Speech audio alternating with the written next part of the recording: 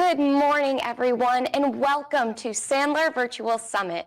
We will get started here in just a few minutes and are super excited to have a great lineup of speakers for you today and for today's sessions. We will be kicking off with Dave Mattson, who is the Sandler Executive Chairman, as he discusses how to navigate the modern day landscape of sales and how to transform your sales teams for success. Good morning, everyone. I'm Carrie Martinek. I'm the head of global brand and marketing here at Sandler. I'm really excited about our topics today. We're going through one of the biggest sales transformations in history, and what better time to talk about how to navigate that change for all the sales professionals out there.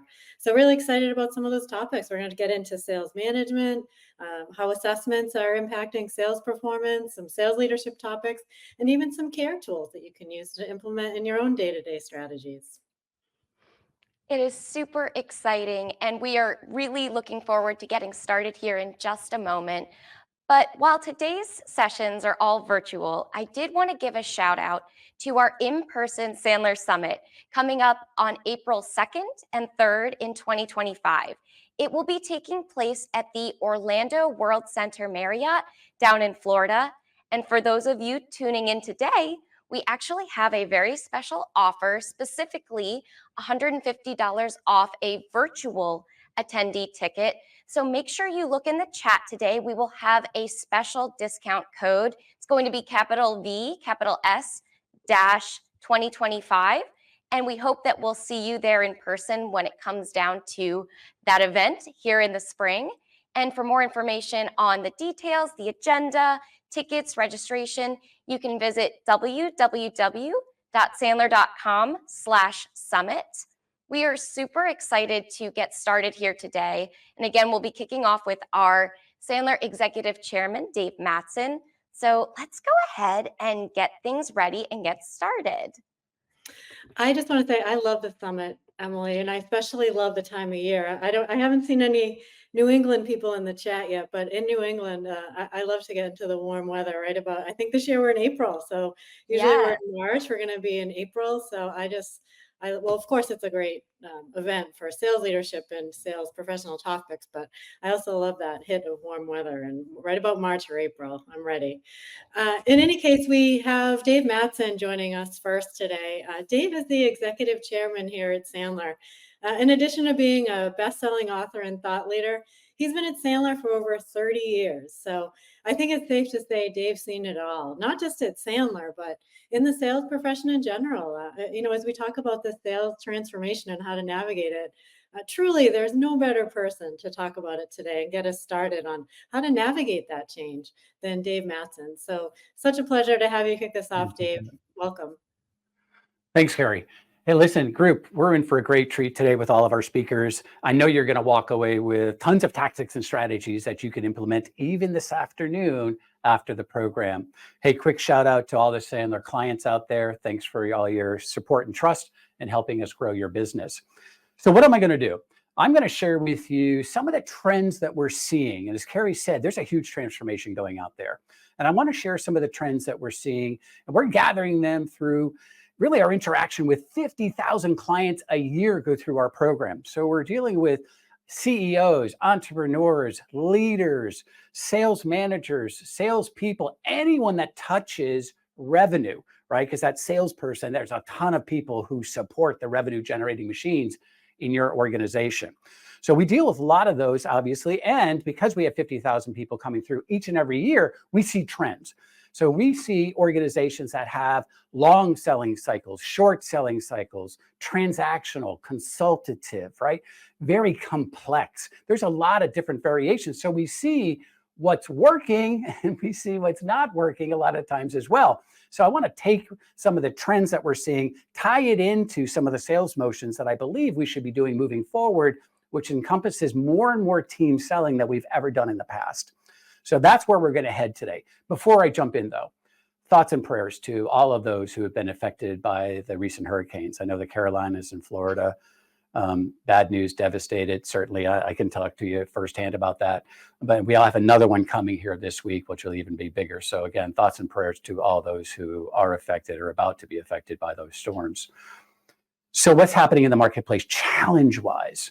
Well, On your screen, you see some challenges. I think all of us can pick and choose the ones that apply to us. I'm going to talk, listen, we all have supply chain issues. I don't think that's kind of disappeared since 2020 for sure.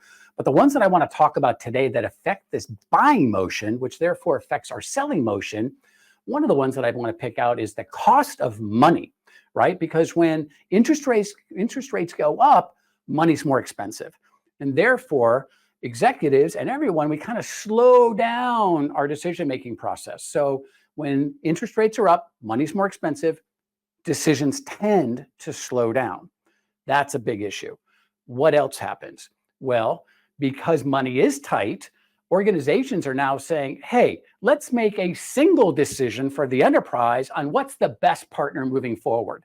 Like even in my world, we would sell, training and consulting to different groups within the organization, but the mothership didn't really dictate that, right? So we would hopefully do an awesome job. And then through our land and expand process, we would do business with other parts of the organization, much like you, right? You could sell a software piece of package here, and then hopefully they would say good things in your other parts of the organization.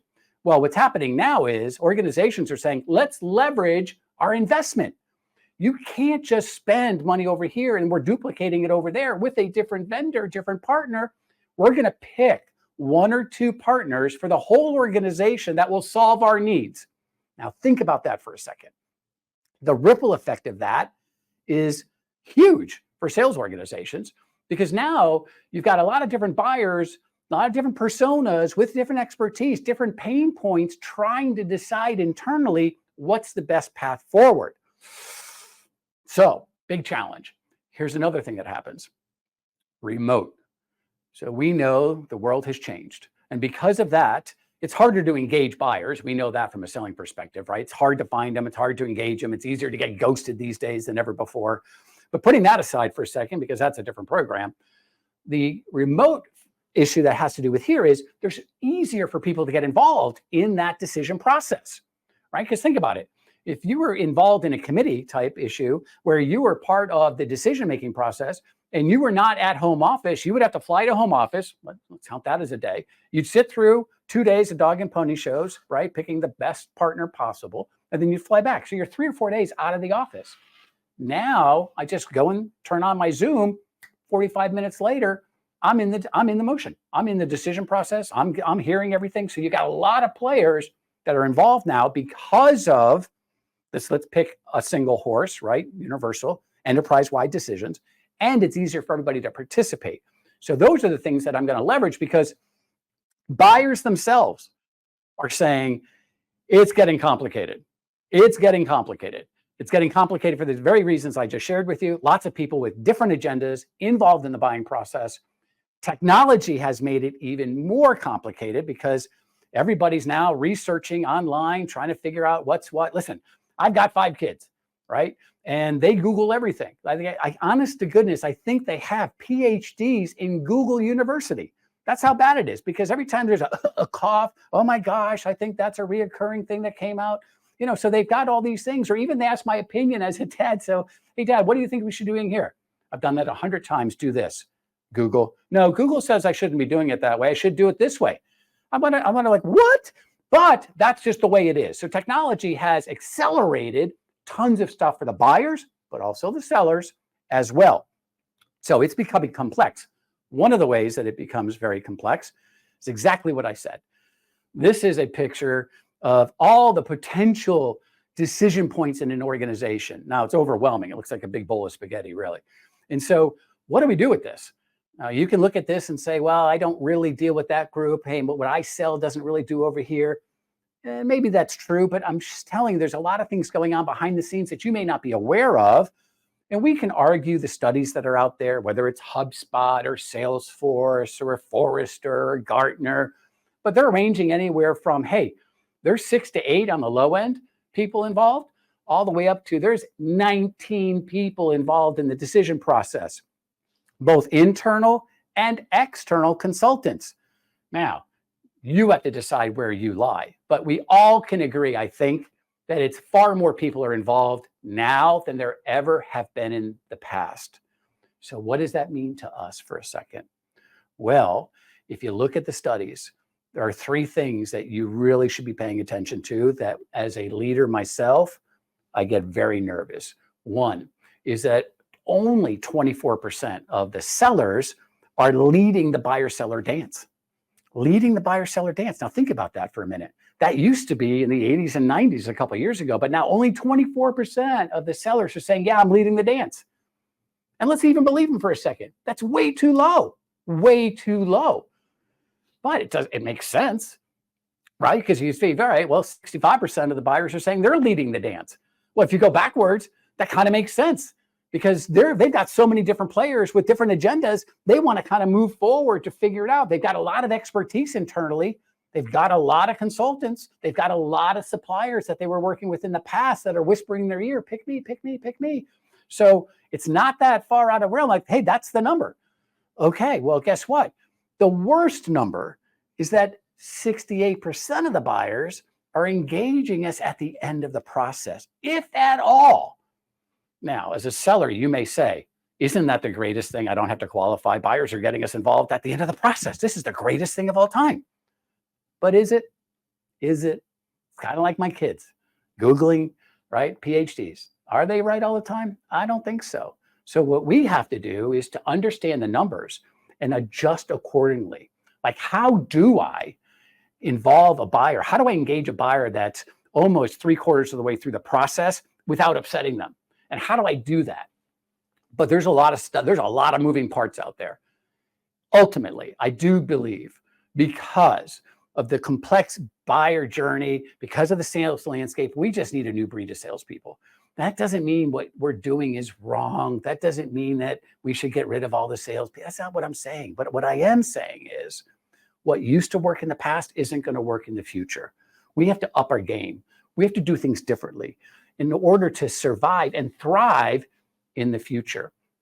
So one of the things that's out there we've got to talk about is the buyer journey. The buyer journey is changing all the time. Now, this picture that you see on your screen, that could last a day, could be a month, could be a year. So the company dictates the speed by which they go through this process, but it does happen, right? So I don't care what study you're looking for. They all come and say there is a buyer journey. We have to pay attention to that. That's not new news, but that's always changing because of that complexity that we talked about. So what are the buying stages? Well, engagement. So I've got a problem. So let's start talking about it. Hey, do you have a problem over in that department? Hey, what's going on? What do you see the issue is? So they start talking, right? They're engaging each other in what's the issue? What's the impact of this issue? You know, what are we going to do about this issue? We even talk to people that used to work here or I respect outside of the company. So now I'm in just like, hey, what's the issue? Do you see it too? Then we go into consideration. Consideration is when we're moving past the, yeah, I think we all kind of agree we got an issue to like, what are our options? What are our options? Should we do it internally, fix it like we always do? Should we do a hybrid, get people to come in and do a little of it and we can pick up the heavy lifting? Do we bring people in and do a ton of free consulting and then take what they say and do it on our own? Do we go out and search? And if so, like who do we search? Right? Again, if you go back to that map with all the people, everybody's got a favorite partner. So now here comes a lot of people with a lot of opinions, right? So they're in that consideration phase. Like, what are we doing? Now we move to decision. Let's make some decisions. Are we going outside? Are we going inside? What are we spending here? Hey, how are we going to pick our partners, right? Who's in charge internally of running this process? All that stuff. And let's pick the 2 or 3 that are going to come in and do the dog and pony shows. And then how are we doing that? So all that's in the decision. And ultimately, it's going to be, we have made a decision, right? So there's a lot of mini decisions up to the point, but then it's, okay, we've picked our partner, hopefully you. Then we move to advocacy. Advocacy is they're raving fans. They want to buy more stuff. They're giving you referrals. They're awesome testimonials. You know, that's just a symbiotic relationship. And we all want to get there, right? So that's our process. Now, of course, our selling motions and our marketing, our messaging should reflect where they are in that process. Oftentimes it's a disconnect and that upsets our buyers, right? They're over here thinking they're in decision when you're over here doing, you know, how was your weekend? You're over here in the rapport stage. And it's upsetting to those who are waiting for, what's your magic sauce? Tell me how to fix my problem. So I think you have to trust but verify when buyers tell you that they're at a certain stage. And by the way, no one's going to come to you and say, I'm in stage 3 right now. I'm in the decision phase. Just want to let you know that. They don't say it that way, right? But they do say, hey, we do know the issue. We do this, we do that, and here's where we are. Now, you got to trust but verify. You got to trust but verify. Now, one of the things that I love to do when people call for the very first time, I'll say things like, hey, thanks for reaching out. Based on my experience, I always find there's most organizations are in one or two spots. One is you've identified the issue, right? You've done a business case, you validated it internally. You probably even have the impact that it's causing the organization to live or not live with this issue. And right now you're just trying to find the best partner to help solve that problem. On the flip side, there's a ton of organizations, the majority call and say, look, we know there's an issue. We're not 100% sure we've identified the whole thing, but we're looking for expertise to help us better identify what the issue is and what we need to do to solve it. So then we can go and find the best partner. Where are you? Now, the Sandler A/B choice thing is awesome, but I want them to tell me, and regardless of what they tell me, I'm still going to go backwards in time a little bit, because my next move is if somebody says, hey, we know the issue, we're looking for a partner, my next line, all the thing, for those who know me, I'm a talk track guy, is always going to sound something like, that's awesome. Can I make a suggestion? Can I step back for a couple seconds, ask you a couple questions so I can better get caught up to where you are and what you know, so therefore I can make the best recommendation possible to solve your issue? And they'll always give you permission. No one ever says, nope, don't ask me anything. Just tell me what you think without knowing. Just go into it blindly. They don't do that. So I'm asking permission to slow it down, and we do. Here's the other thing that pops. Look, you got to expand. When people come to you and they say, this is my problem, of course you want to say, absolutely. But we want to make sure, is there anything else? I want to expand the conversation. So let's use my world as an example. You come to me and say, I've got a low close rate. Now I could say, low close rate, here's how we solve that problem. And I just deal with that particular pain issue, assuming, by the way, if you're not Sandler trained, you're going to go right into throwing up. I get it. But Sandler people, we're going to go down a pain funnel to figure out if that's it. But we have to widen that because, hey, what's causing low close rates? Is it the fact that we have no deal coaching? Is it the fact that we have no qualification stage? I mean, what is it? And then what's the impact of that, right? Is it the fact that maybe your service, the people who are actually implementing what you sold, are not available because they didn't expect it to close this month? That's always a huge problem when you have implementers are like, hey, I've been waiting 2 months for that deal to close. I've got to put these people on another project. Or they're sitting on the beach waiting for your deal to close for months. I mean, some people are just waiting for engagements that work for you. They've been there so long, they've got running water and electricity, right? So this is hot or cold. So that's an issue. Or you discount to get deals. Either way, when I open up the conversation as a seller, I'm helping connect dots for that buyer. I'm establishing credibility. I'm also better understanding the issue, which you're going to find out is super important to them. And I can give them a better solution to their problem versus just dealing with the problem. Sandler always had a rule. The problem the prospect brings you is never the real problem, right? It's never the real problem. And I'm going to agree it could be the problem, but I want to expand that conversation to see what else is the issue. Because what you don't want to do as an organization is to start dealing with the symptom, solve the symptom, but not the real problem. And you and I both know, if you've been selling for a while, lots of organizations come to you with what they think the issue is, and it's not really the issue. What they're facing is the result of something else happening further upstream. So I believe one of the things we have to do is to start to simplify the sales process, simplify this for our buyers. And so Jody Williamson at our last summit, and you've heard both Emily and Carrie talking about our summit, which by the way is in early April. So it's April 2nd and 3rd of this year down in Florida. We've got over 1,000 people coming. It's a rock'em sock'em couple of days. He did a great presentation saying that, hey, when closing deals, 3 out of 10 get closed if you're giving information. Now think about that if you have a team sales situation, which I'm going to define as other people other than yourself involved in the selling process, right? So it's just not you as a salesperson. So if I'm just giving information, whether it's sending it to them, right, handing them stuff, 3 out of 10. If I'm just telling, hey, tell me a little bit about what you do. Hey, tell me how you would solve this, blah, blah, blah, blah. I'm sure it's awesome. I'm sure they're genius attacks. The problem is I can't absorb as a buyer. And the problem is that you may be talking to one persona with all those people, that's 6 to 18 different buyers. So maybe you're connecting with 1 or 2, but the other ones are like, yawners, right? You're not talking about anything I care about. So that's only a 5 out of 10. But the first 2 are really just kind of different versions of throw up and, show up and throw up, right? Sense making, moving forward, simplifiers, connecting the dots, helping all of those buyers understand what the global issue is, you understanding what their individual pain points are, and then connecting all of the dots of what you do to that whole picture. That's the magic. And that's what Jody shared with us.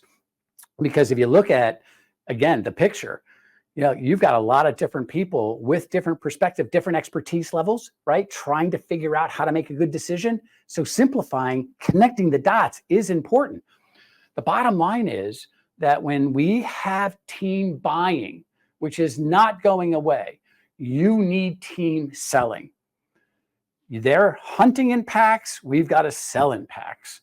It's just the fact. Now we can say, well, again, what is team selling? I think team selling is defined as anyone other than you in the process.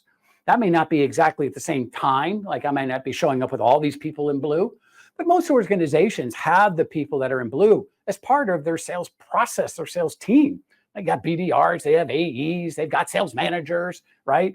They have even owners and leaders. Look, as a CEO and owner, if you came out of the sales side of the business, you're going to be saying to yourself more times than not, I know more about this stuff than anyone. Bring me on an account. Okay, well, that's team selling, right? How about sales engineer, customer success, account managers, outside partners, channel partners, right? Lots of different people. The bottom line here is what I have found is, just before we move on, these groups don't talk to each other. So my son's a BDR. He does copious notes. This is the pain points. Here's our upfront contract. Here's what they expect on the next call, blah, blah, blah. Gives it to the AE. AEs never look at it. They just start from scratch again as if they never had a conversation with the BDR.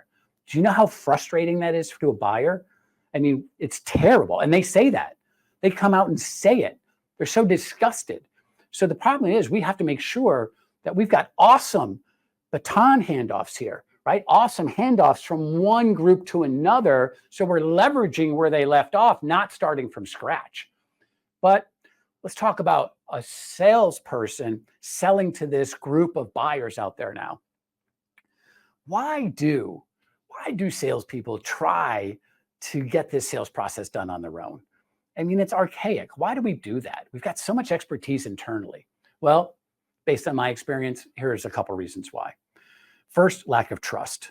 Salespeople do not trust others in their company to do the right thing in front of their prospects. So you'll hear things like, hey, it took me 6 months to get this meeting. It took you 6.5 minutes to blow it up, right? Or, hey, I'm paid on commission. If I'm going down, baby, I'm going down on my own mistake. I don't need you to mess up this deal.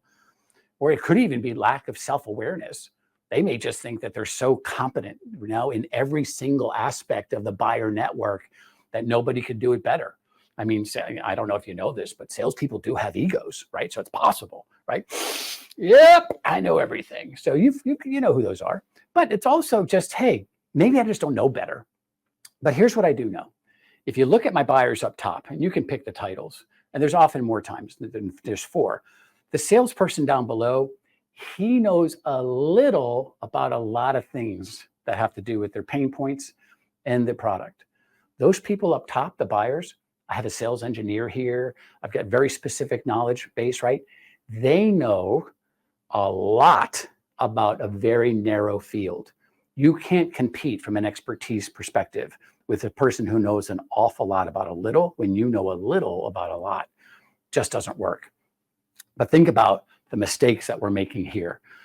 Look, Most of the buyers want two things from you: that you are an industry expert, right? Trusted advisor, and you understand their business problems. Now think about that for a second. Is that actually possible when you've got 4, 8, 10, 12, 16 buyers? Are you really going to understand the business issues from their perspective with each one of those people? You can't do it. Not to the level of what they want. Because the ultimate thing is, hey, 73% of them say I'm getting a transactional type deal.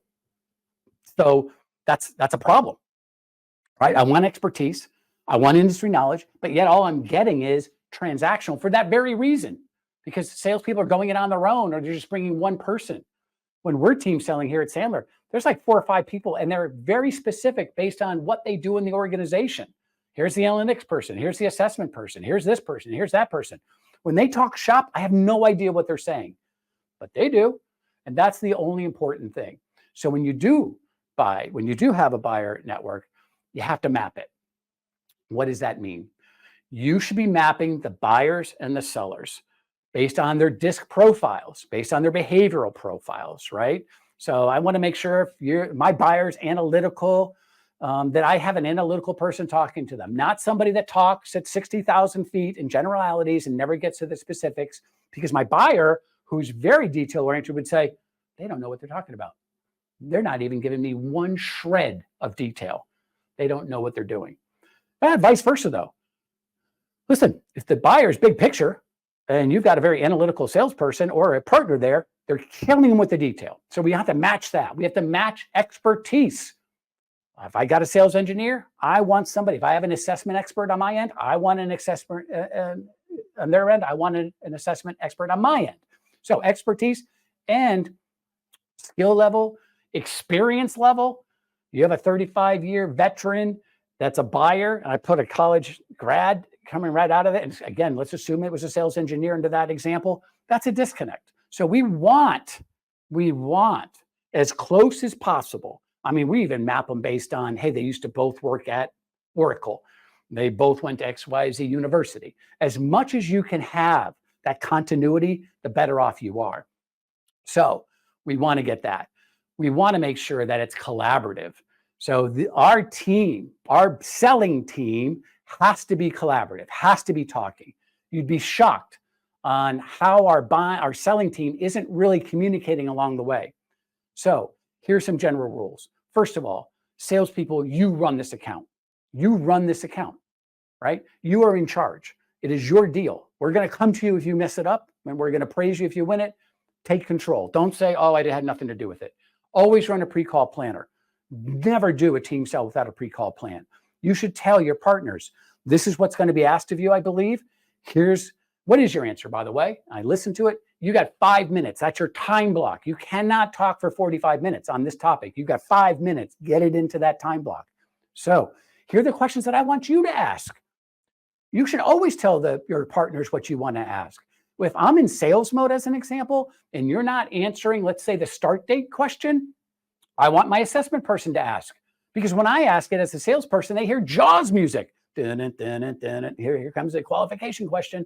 But if my assessment person says, hey, look, I think one of the most important things for me is, hypothetically, whether it's us or anyone else, when do you plan on starting? Because I've got a lot of stuff that I've got to do behind the scenes to match that date. If you had to pick, what would it be? Oh, January 1st. Why January 1st? Well, we have a big kickoff meeting, blah, blah, blah. That's more information that I had no idea. So that's there. So a lot of that stuff has to happen. But we also want to leverage them, leverage our team members. What's that mean? Group. Again, I've already talked about having them ask questions. I love pre-calls to the meeting. So I'll use my assessment person. If I know that we're talking to somebody on their side that's an assessment person, I want that person to call and just say, hi, I'm Mary Smith over at Sandler. I know we're going to be talking next week about X, Y, and Z. Thought I'd reach out, introduce myself so you could put a face to the voice when we're there next week. But I also had a couple questions that I'd like to ask so I can better prepare to best utilize your time. Now they're engaging. They're asking all the questions. By the way, those are the questions that I wanted them to ask in my pre-call planner.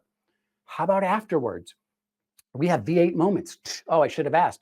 Have your partners call after the call as well. Hey, I didn't get a chance to ask this during the call. We didn't have enough time. Do you mind if I ask you a couple questions so I can then send you the documentation that you've asked for? Those are awesome moves. But what I do find is that when you have team members and you've leveraged them properly, look, it builds credibility. It builds credibility. It shows depth, right? You're going to find out a ton of dynamics because the buyers aren't going to share with you all the information, but somebody on the buying team will. It doesn't really matter. Listen, the CEO's friend does this too. This is a waste of my time. I don't even know why we're going through this process. You would be amazed at what they just plug, and you had no idea.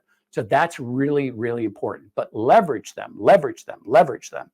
Because if we're not, then we're just pushing on our own, and that's a big mistake. I think the bottom line is that team buying requires team selling. And we spend so much time as salespeople with how do I start the call? How do I do this? How do I do that? It's really spending a lot of time on those who may not sell every single day that you could leverage properly. It's becoming more and more complex. It's becoming harder for them to simplify. Our team has to do that. And when you have somebody that has not done a pre-call planner, your partner's trying to show expertise, trying to show credibility. But if there's 4 or 5 other buyers on that call, they could be confusing them. And when you become experts at team selling in today's environment, you're going to go and get more than your fair share of business. And I think ultimately that's our goal, is how to get more than our fair share. And if you do pay attention to the buyer journey and the sales motion that applies there and your messaging, then you will be on track. Hey, look, again, thanks for all the clients out there putting your trust in us. Looking forward to seeing you at the summit in April. And until then, good selling. Thank you so much, Dave. I really loved what you hit upon there with the mapping of the buyer network and how we can really leverage our team from the inside as well to better sync up with that buyer network. And it creates really that win-win experience as sellers and for our buyers. Well, switching gears here, we are going to transition over to our next speaker. He is the Executive Vice President of Sales on the enterprise side here at Sandler, Michael Norton, as he talks about the important role that our sales managers play in our businesses today. Michael, welcome and take it away. Emily, thank you so very much. And Dave Mattson, as always, a great lead in.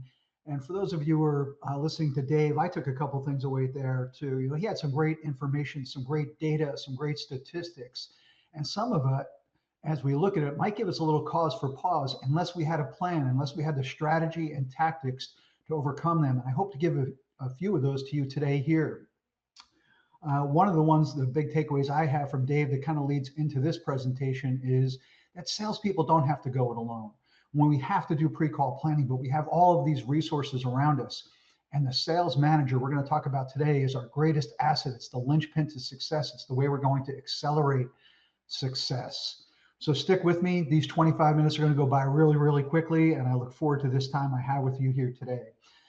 Again, my name is Michael Norton. I'm the Executive Vice President of the Enterprise team here at Sandler. My email, michael.norton@sandler.com. If you have questions, if you want to find me on LinkedIn, what you will come to learn about me is that I am from New Jersey and I speak at about 250 words per minute with gusts up to 500. So you want to listen and listen hard. What I find is the faster I talk, the more people lean in. So thanks for that.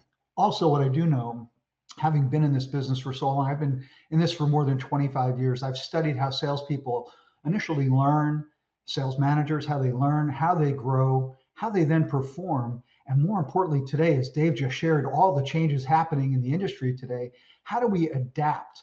How do we adapt as sales leaders? How do we adapt as sales managers? And how do we adapt as salespeople to meet this ever-changing environment that we live in? Because here's the thing about people that we know. We are designed for accomplishment. We are engineered for success. We're endowed with the seeds of greatness. You know, I've seen people who can't succeed, but I've seldom found the person who cannot succeed or anyone who cannot succeed. We have it within us. It's in your hands. You have the seeds of greatness within you, and you have the potential for greatness. So let's dive into this talk a little bit. Hey, who should attend? I know we have a lot of folks out there, so good morning, good afternoon, good evening from wherever you're tuning in from. If you're a salesperson, you're going to want to stick around, even though I'm going to talk about sales managers, because you're going to want to know how the best way to interact with your sales managers and pick up some tips to maximize their relationships. For you, the frontline sales manager, this is really all about you, so stay tuned. For you as a senior sales leader, whether you're a CRO, EVP, SVP, VP, anybody else on the team, whether it's product or enablement and rev ops, marketing, please stick around, because you're also going to see how the frontline sales manager needs all of you to really meet with success in their journey here. And today, in the short amount of time that we have together, we're going to cover three questions, three quick questions. Are we focused on the right assignment? Are we embracing the nature and purpose of our role? And do we appreciate our influence inside the company with our clients beyond our role and our title? Those are the three things we want to tackle here today. So let's dive into that first one. That first one is going to be about our assignment. But before we do, you all know what this is, right? It's a Rubik's Cube. How many of you, if you want to put it in the chat, you know actually how to do a Rubik's Cube? You've figured it out. You've either gone on YouTube, you've figured out the hack, or you just really know how to do it. Because that's what it comes down to. Is it a hack or do you know it? And either way, if we're going to hack it or we're going to know it, we're going to get to the point where we really have that solution and we can do it over and over again. I love watching some of those videos on YouTube where you see people completing this in like 9 or 10 seconds, right? It's incredible, but they know it. They know what they're doing. And today, as a sales manager or salesperson, sales leader, I want to give you some of those hacks and maybe a way that you incorporate this into your own work and you really do know it going forward. As Dave said, maybe there's going to be some things in here you could apply immediately this afternoon after this virtual conference. So the first question, are we focused on the right assignment? Well, here we are in football season, so it's a perfect analogy, perfect timing. You know, I don't know about you, but if I'm going to be home getting ready to watch a big game, or I'm going to go to the stadium and go, watch my favorite team play, I never say to my family who I'm going with or my friends, man, I can't wait until they get into that huddle. I can't wait to watch the huddle. But we don't do that. We don't go to the game or watch the game to see the huddle. What happens in the huddle is the more important thing. The huddle is where the assignment is given, whether that's an offensive huddle, a defensive huddle, or the special teams huddle. Let's just think about it on defense. If you're a defensive back and a wide receiver gets behind you and they throw the bomb and it's complete and it's a touchdown, they've missed their assignment. If we're on offense and we're in the offensive huddle and our favorite quarterback is back in the shotgun position and they take the snap and they only take a few steps rolling to their right and they get pancaked, they get sacked, somebody on the offensive line or a running back missed their assignment. They missed the block. And on special teams, if they return a kickoff or a punt, we know somebody missed their assignment, right? So our job as sales managers, do we really understand what our assignment is? And that's where I want to focus this first part of our conversation, because there's three things, and I'll ask you either to take these as notes or screenshot this slide, because it's only three things that you really want to focus on. How do you motivate your people on a daily, weekly, monthly, quarterly, annual basis to get the most out of them? How do you equip your sales managers, and how do sales managers, you as a sales manager, how do you see this as your own business? How do you see your team as your own business, right? And how do you scale that business for success? How do you scale those individuals for success? And this last one is a big one because we all know it happens. We want to help them win deals. The key word there is help them win the deals. We all know what it's like to put the cape on, the superhero costume, jump in and try to win the deal for them. Our job as sales managers is to win the deal with them, to help them, equip them to be able to win more deals, win more often. And it starts with this. It starts with the KPIs on your team that drive measurable and significant impact. What do I mean by that? What I mean by that is that every one of us, everybody on this call, when we're trying to get better, if we netted it down to something, we're either trying to increase something, improve something, expand something, or reduce something. And what does that mean for us in sales? If we're looking at a sales organization, for me and my team, if I'm looking at increasing something, I'm looking at increasing revenue, or maybe we're under a real big push to get net new logos, average deal size, or average sales price. When we talk about improving win-loss ratios, how do we get better at our win-loss ratios and close ratios? How do we get better at our sales behaviors? And we'll talk about this in a minute too. because we know when we improve our sales behaviors, our results are going to improve. How do we improve margin? That's a big one. Stop selling on price and selling on value. How do we improve our deal velocity? And this next one can't be understated. When we're looking at talking about expanding and getting better at upsell and cross-selling, too often we find our sellers being single-threaded, having one point of contact. How do we help them go higher, wider, and deeper inside of an organization to build broader relationships? And here's another one we're talking about expanding. Anybody who's been in sales for a while knows this. The fastest way to net new business is asking for referrals, but we don't do it. And why don't we do it? Why don't we put that in our cookbook? And as sales managers, frontline sales managers, the more you can encourage your people to be looking at referrals, putting a KPI behind it, how many they ask for in a given day or week. I had one of my sellers last week. She was so excited. She sent me a Teams message at the end of the week, Cindy, and she said, "Hey, just want to close out the week. I got 3 new referrals this week." Referrals are huge. And then lastly, when it comes to reducing something as a seller, what do we want to reduce most? We want to reduce our sales cycle time. We want to reduce our customer attrition. We work so hard to get a customer. We don't want to attrit that customer. And then for sales managers, the cost of turnover, an empty territory, an empty patch. We want to slow down or reduce that sales rep turnover. And our job as sales managers is to accelerate the success so that they stick around and they get the wins that they're looking for. So let's jump into this a little bit more. So here's something I'll share with you. Where is the greatest opportunity for sales impact on your team? I'm going to share this with you. Is it filling the funnel? Meaning, are they generating enough net new opportunities and establishing trust? Are they qualifying and disqualifying properly, building relationships, understanding client needs? Is it the deal velocity? Meaning, are they delivering a value prop? Are they quantifying ROI? Because the last one, qualification without quantification is meaningless. Just to qualify somebody, what are you going to do with that information? If you want to convert that to a sale, and you heard Dave talk a lot about, the giving or the telling or the sense making. Sense making is quantifying that ROI for them. And how do you help them overcome objections? See, at Sandler, we don't believe that a salesperson can actually overcome objections. We can help our prospects become self-aware about the problem and overcome the objections for themselves. And then this last one, winning more deals, navigating the deal, managing procurement, if that's something that you have to do, or negotiating to close, to win and win more often. So here's the thing. I traveled a lot prior to COVID. Obviously, we all took a break during COVID. And now we're getting back to traveling. But I sit on airplanes a lot, and I meet a lot of different and interesting people. And a lot of times I meet salespeople, sales managers, CEOs of companies, and I ask them this, just as we get to know each other. I'm like, hey, can I ask you a question? If you can look at your sales organization and you can have the greatest impact by improving one area, whether it's the beginning, filling the funnel, the middle, qualifying or disqualifying, or advancing the deal through deal velocity, or maybe they're good at all 3 of those and it's just proposing, closing, and pushing the deal over the finish line. Where could you have the greatest impact? And initially they will say, all of them. And we'll laugh and I'll say, yeah, but if you really had to think about it, I wonder if you could think what the answer might be.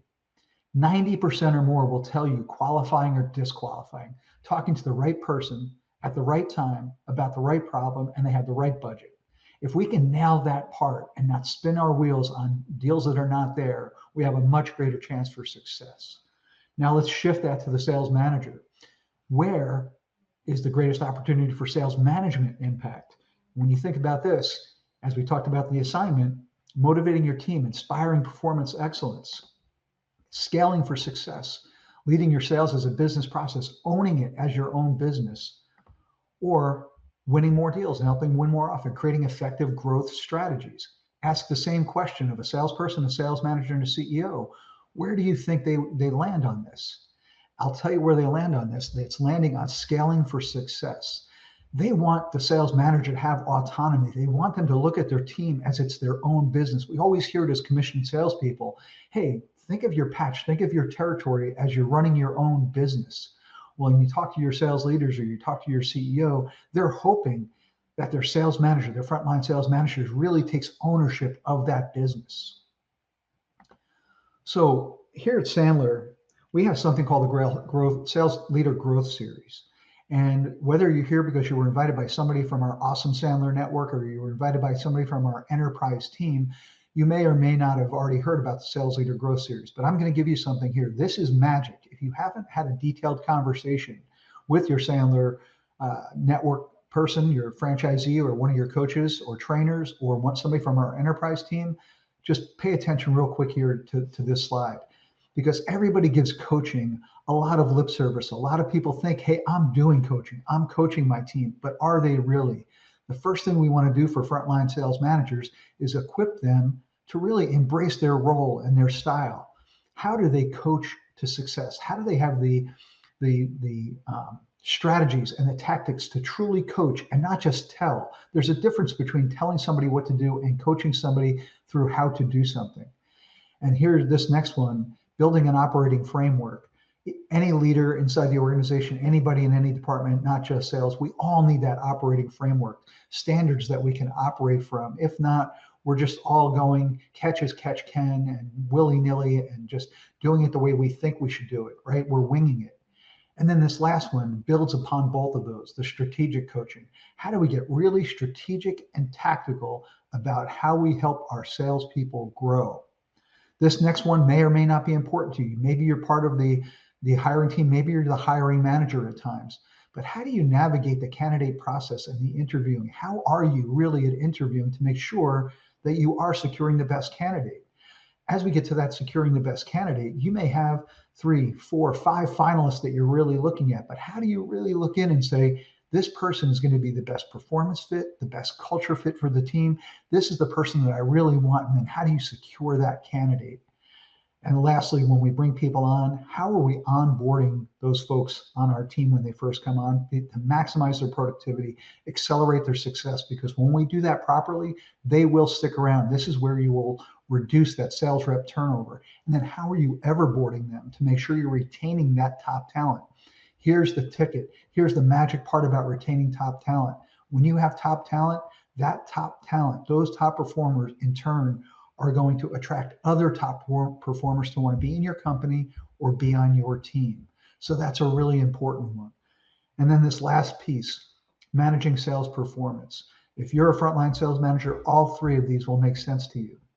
Coaching client meetings, again, not putting the cape on, not jumping in to win the deal, but coaching our sellers on how to really appropriately run a client meeting. As you heard Dave Mattson talk about pre-call planning, if there's going to be team buying, there's got to be team selling. How do you make sure you're coaching that client meeting effectively, even if you as the frontline manager can't be with that rep and the team that's going to be in front of the client?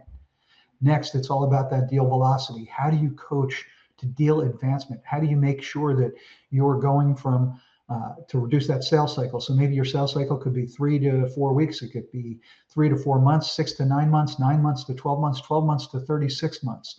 How do we shorten that sales cycle? How do we make sure that during the process on a very long sales cycle, that we're always doing something to engage the prospect, to engage the influencers, the champions, and stay in touch with those people that we're trying to sell to?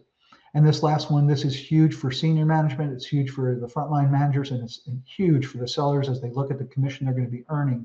How do we look at our pipeline and optimize our pipeline, looking at those opportunities that give us the best opportunity to close and win? Again, if you haven't heard about these programs, these chapters, talk to the folks who have invited you to this seminar, talk to the folks who are part of our enterprise team, and we'll get you more information about this. But here's the assignment confusion. When I said, are we focused on the right assignment?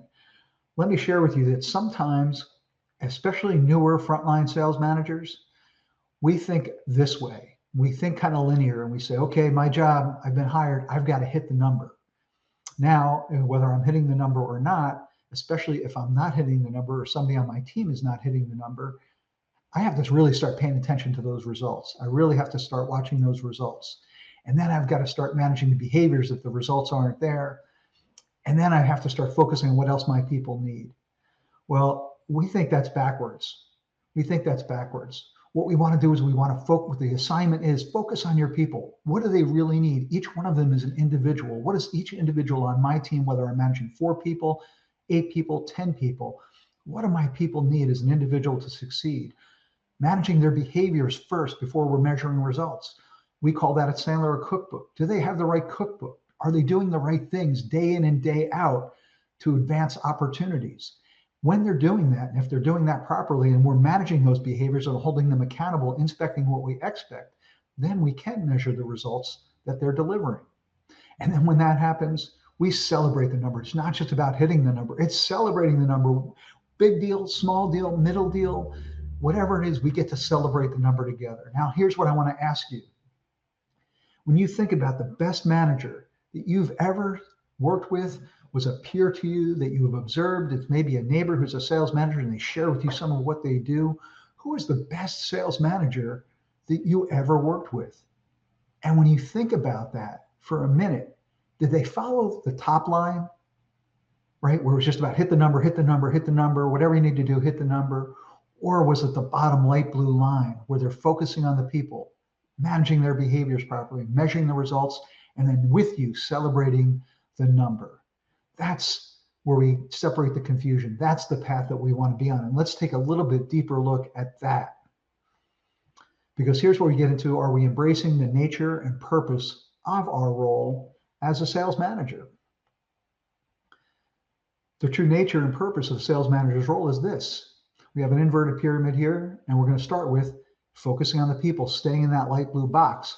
And if you're currently a frontline sales manager, especially a newer one, or you've been in your role for a little while and you can think back to your past, and maybe as salespeople, you think about what your sales manager is going through right now, and maybe as a sales leader, you've been here before. Because what happens is we start out with the best of intentions of focusing on our people, and then somebody starts to push on us. Hey, what about the results? How's your team doing? How is salesperson A, salesperson B doing specifically? And now all of a sudden we get mired in focusing on the results. That forces us back into putting on that cape and jumping in to win and try to close business. And that's where we spend the bulk of our day. And what does that mean? And you've all heard this before. This is nothing new. It's you're working in the business, not on the business. And what happens in that? Here we are as a sales manager, and we have, again, 4, 6, 8, 10 people we're leading. We become, susceptible to the tyranny of the urgent. And if that's not corrected really quickly, we are in crisis management mode. I will tell you, I have personally been there myself, so I know exactly what this feels like. And then you get to this point where it's time for change, and we have to change. And let me give you the stair step back up to where we can focus on our people. The very first step is our peer-to-peer best practices. If you're not doing this, I'm going to hit you with this in a little bit about best practices. Reach out to your other sales managers. Reach out to those around you who are doing really well. What are they doing on a daily, weekly basis to motivate their team, help their team scale the business, right? And win more deals. Consistency in communication. We live in a world where people want communication. They want more information. They want more case studies. They want more data. They want more insights. They want more information about here's the data and the insights like Dave shared, but how do I turn that to a sales conversation? What's going on in the bigger, broader sense of the company? What role am I playing in that broader sense of the company and the goals and objectives of the company? Now we're back into working on our business and working on our team, which allows us to get back into that, what we talked about, coaching client meetings and deal advancement, focusing on the behaviors, and then motivating, scaling, and winning deals. This is where we want to be. We want to forget what's on the left side of this inverted pyramid. We want to stay in that light blue box of focusing on our people and spend all of our time on the right side. And it doesn't matter in the order that I brought it, the stair step up, starting with peer-to-peer best practices or motivating and scaling and winning more deals. You can pick any one of those, but work on the communication, work on those best practices. Focus on behaviors and not on results, and the results will happen.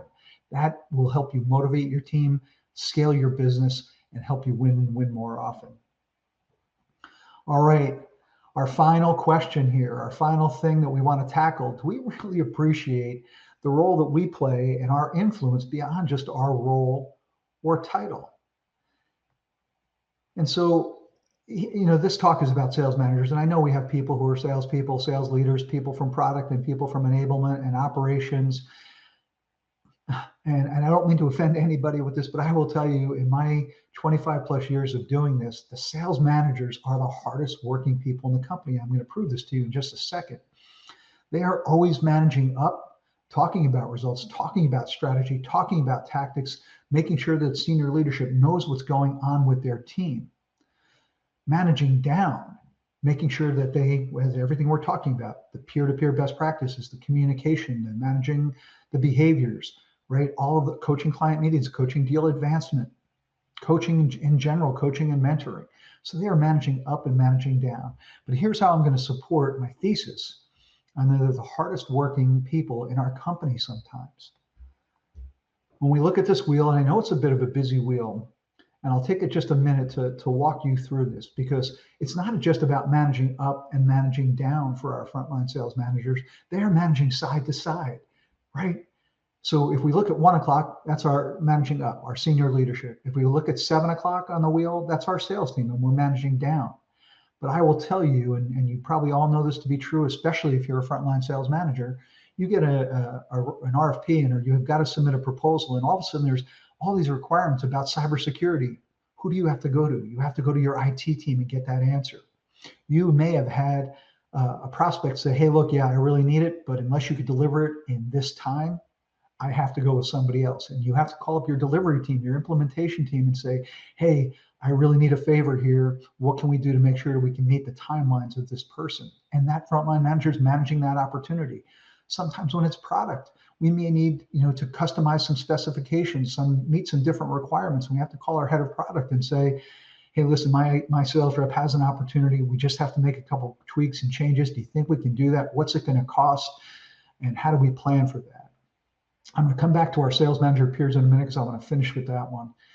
People in operations, right? Our human resources folks, when we're looking at hiring more people, adding people to our team, we count on human resources. We count on all of operations, right? It's always, hey, is it sales and marketing? Is it sales and ops? We are all one team. We all have to come together as one team. So a sales manager is also managing those relationships.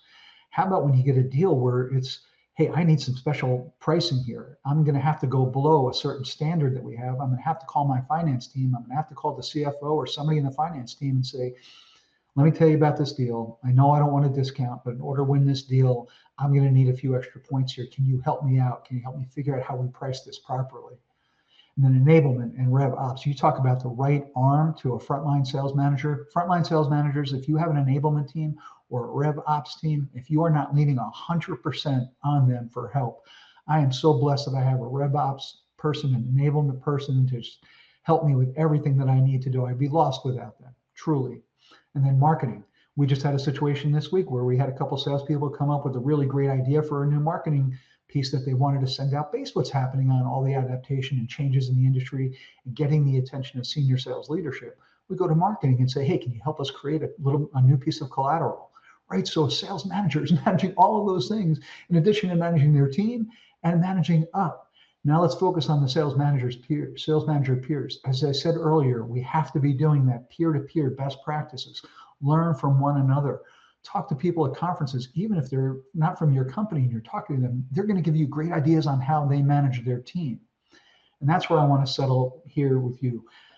It would be terrible if I spent this 25 minutes and didn't give you something tactically. And I'm sharing this with you because when I do go out on sales calls with our sales team, and I meet with prospects and we get into this whole sales management thing, I say, can I share with you what we do as a team? Because it might seem a little onerous, but I'm going to share with you a best practice. And here's what that best practice is for us. Monday comes. We run something called a win room. This is where one of our sellers has to come in, bring something to the room, bring a deal, and everybody gets to question it or challenge it. Give ideas on how they can, why will they win? Why will they lose? When will the decision be made? Who are the influencers? Who are the champions? We really talk through it and help each other win the opportunity. The second thing is we use Gong as our conversational intelligence tool. Whatever you use, we happen to love Gong. They've got our Sandler trackers in there, our Sandler playbook in there, and somebody has to be vulnerable enough to bring a deal, a call, and we all listen to it. And it's cool because not just salespeople come, we have marketing, we have delivery, we have different people in the organization who come in and also offer up advice. Hey, can you hit the pause button here for a minute?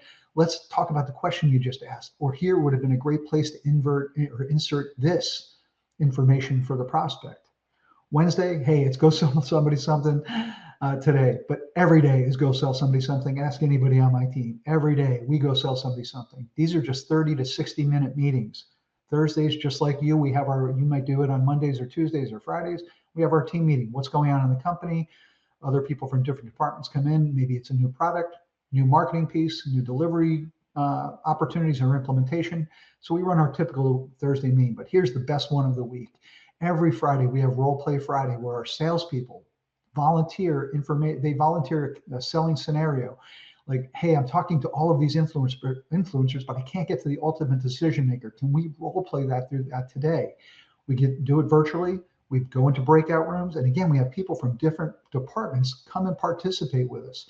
Again, maybe that's 30 minutes, 45 minutes, 60 minutes.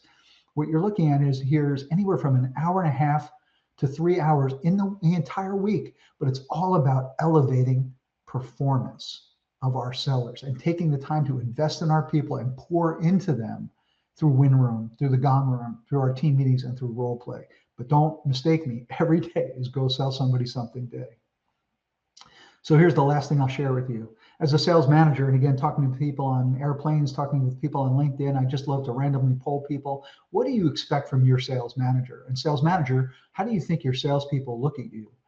And this will probably seem familiar to some of you who are in the frontline sales management position. Hey, camp counselor, therapist, they need tough love sometimes. They need me as a pace setter. Sometimes I got to be the bartender or go have a beer with them. They need that listening ear. They need to be pumped up. Sometimes they've had a tough time at home or just things are going bad and they need to be motivated, or they need a coach, mentor, or go-to person. But the other side of that is this. They will, from you as the frontline sales manager, they're going to adopt the mission, vision, and values of the sales manager and the team that align with the mission, vision, values of the company. Your beliefs will start to become part of their beliefs. Your work ethic will be their work ethic. Your own personality is going to bleed into your team. The respect will go both ways. You have to respect everybody on your team, and you're going to gain their respect. Respect is earned, it's not given. And then they become goal-oriented, results-driven, and have a winner's attitude. So with that, I'll just remind you, this is where we want to spend our time, folks. Focus on our people, do everything on the right side, screenshot this if you want, take the notes, send me an email, hit me up on LinkedIn, because when we can do this, we are not only going to meet our number, we're going to exceed our number. Motivate our people, scale your business, and win more deals and win more often. So with that, I think I'm going to hand it back to Emily and Carrie, unless there are more questions that came in that I didn't see in the chat, Carrie. No, thanks, Michael. That was great. I'd love to sit next to you on an airplane. Usually I pretend to read a book so nobody talks to me. You sound like you'd be someone good to sit next to. So really great presentation. It's odd, Carrie, because sometimes I like the middle seat because this way I have two captive eyes. So in case someone get one of them. That's right. That's great. I really loved what you said. I had to write it down because I want to remember it in the future.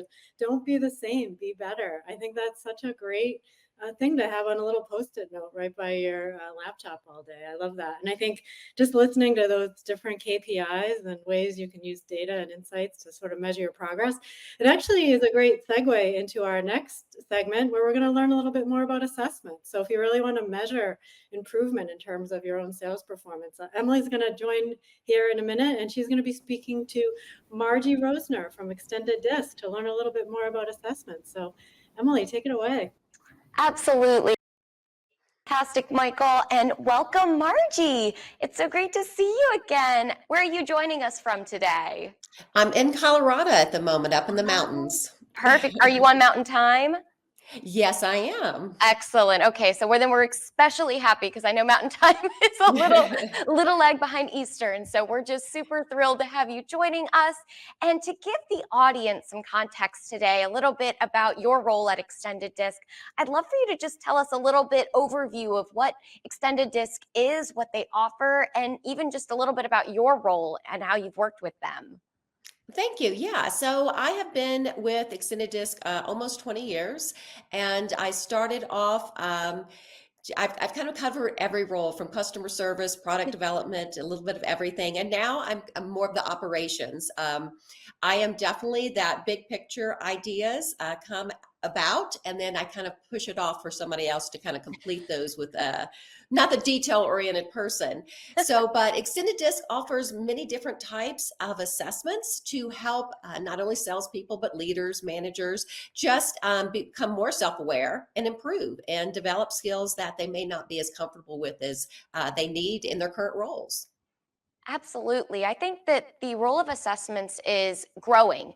If anything, I mean, it's evolved the way that we do business, really, and it's playing such a vital role in how we hire and how we train and how we think about our teams and those dynamics. And when we look at assessments, one thing that's always been a challenge for me to kind of wrap my head around is, what would you say is the difference between behaviors versus competencies? How do we define both of those? So yeah, so that's a great question. So behaviors are kind of who we are, from from one time we mature. So behaviors are how we go about doing things. So you may be reserved, you may be extroverted, introverted, these types of behaviors, and it's how we go about doing things based, and it's also kind of how we might react based on the stimula, in the environment or internally, and then skills are learned experiences through knowledge, experiences, studying, and those can be developed. And if you need something prospecting in one position right now, and you don't use it in the, maybe you need to relearn it. It's a development. It's something that you can definitely develop. So behaviors, though, we never say that you can't develop your behaviors, but we do say that certain things may cause you to use more energy. So if you are an extrovert and you need to be more introverted, or a little bit quieter, it just takes more energy. Doesn't mean you can't do that. Absolutely. I think it's one of those things that resonates with me a lot too, is thinking about those behaviors that, innately I have, that, energy versus, the way that I've just kind of grown up, and the different experiences and how those have shaped some of the competencies and how you can grow and evolve over time. And I love that extended disc really factors both of those in, and it gives you such a much more well-rounded picture of a person. And I think, when we look at different roles, it's hard for us to sort of put down to paper what are those different behaviors and competencies that make up a role. And each role that you've sort of, like you said, experienced at Extended Disc, all of the skills that you've acquired over time and all of those different competencies that, you've learned that have shaped you. And so when we look at different roles in our own organizations, how do we sort of define success? How do we benchmark the success for each role? So the first thing to really think about is each role has certain competencies, certain behaviors that need to be present, that need to be comfortable. You need to be comfortable in that role to do these things. So just knowing the role, and really, not just saying, oh, it's a sales role, but what does that specific sales role really require? Is it a farmer? Is it a hunter? And really looking at the what's needed to succeed in that role. And once you have that, then we also think about anyone in that role that's currently doing a great job, taking a disc, taking a sales assessment to benchmark where they are, then to kind of use that in comparison to other people that you may be hiring or training or developing. But it really starts off, because not every role, not every sales role is the same, not every marketing role is the same, they're all different. So you really have to dive in to understand what's needed in any specific role. I love that, because it does sort of push you to reflect a bit on, like, what does make up that role? Who are we looking for? What are the traits needed from that person? And setting that to paper is going to help you kind of really see how these different roles shapes out. And it's very exciting to me to think about, even, in our own roles. For me, of course, being in marketing, when I looked back at the job descriptions that were on paper, and, how do I match up to each one of those things? And how do jobs appeal to me because of those descriptions? If they do need someone with energy, if they do need someone with a certain skill set and different competencies, it's very fulfilling to see you sort of match up with those different opportunities. And I really love that. And especially when I think about assessments, not only for the individual role, but would love to hear your perspective on the value of team assessments. Like, how can we use team assessments, I should say, to really shape our teams of today? So the team assessments can be used in so many different ways. Just knowing where all of your, as a manager, just being able to have a kind of a big picture overview of where your team falls, what their strengths and weaknesses are, and to be able to then, have that development plan, or even set up mentoring. Like, one person is, more comfortable at prospecting than this person, and you can kind of pair those people up to help them mentor. So you can kind of use the team report there. And also looking at a team report when you're hiring, because if these people are more successful, currently, then you can kind of hire toward that. Or if you believe that your team needs some diversity, so in the hiring process, you make sure that maybe you're hiring, if you're need some more S styles or C styles, or somebody more stronger in the closing of deals, that type of thing. So the team assessments give you a big picture overview, but then you can really dive into that analytical side to help in hiring practices or setting up training, setting up development.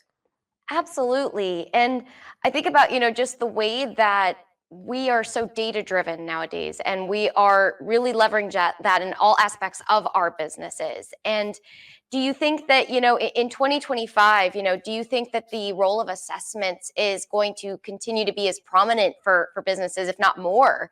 My question, I guess, being, looking at the future, where do you sort of see assessments falling as we go into this 2025 year? I think assessments are always a great starting point for so many different things. And I think the more information you have, the better. So just understanding behaviors, understanding people and what motivates them, how to motivate them. Because we're all different. And so that's an excellent thing to do for managers. And I think in the past, assessments may have kind of, in some segments of the market, been frowned upon, like you're trying to pigeonhole someone or things like that. And I think with the data driven information now, people understand that that's not the case. We're not trying to say that, oh, this is your style, so you should be here. It's simply, it gives us more information to help that training process, to help the development, to help the learning process. So, and especially in hiring, the more information when you're sitting across from somebody, again, not to say, oh, we're not going to hire somebody because of this, but to ask those specific questions.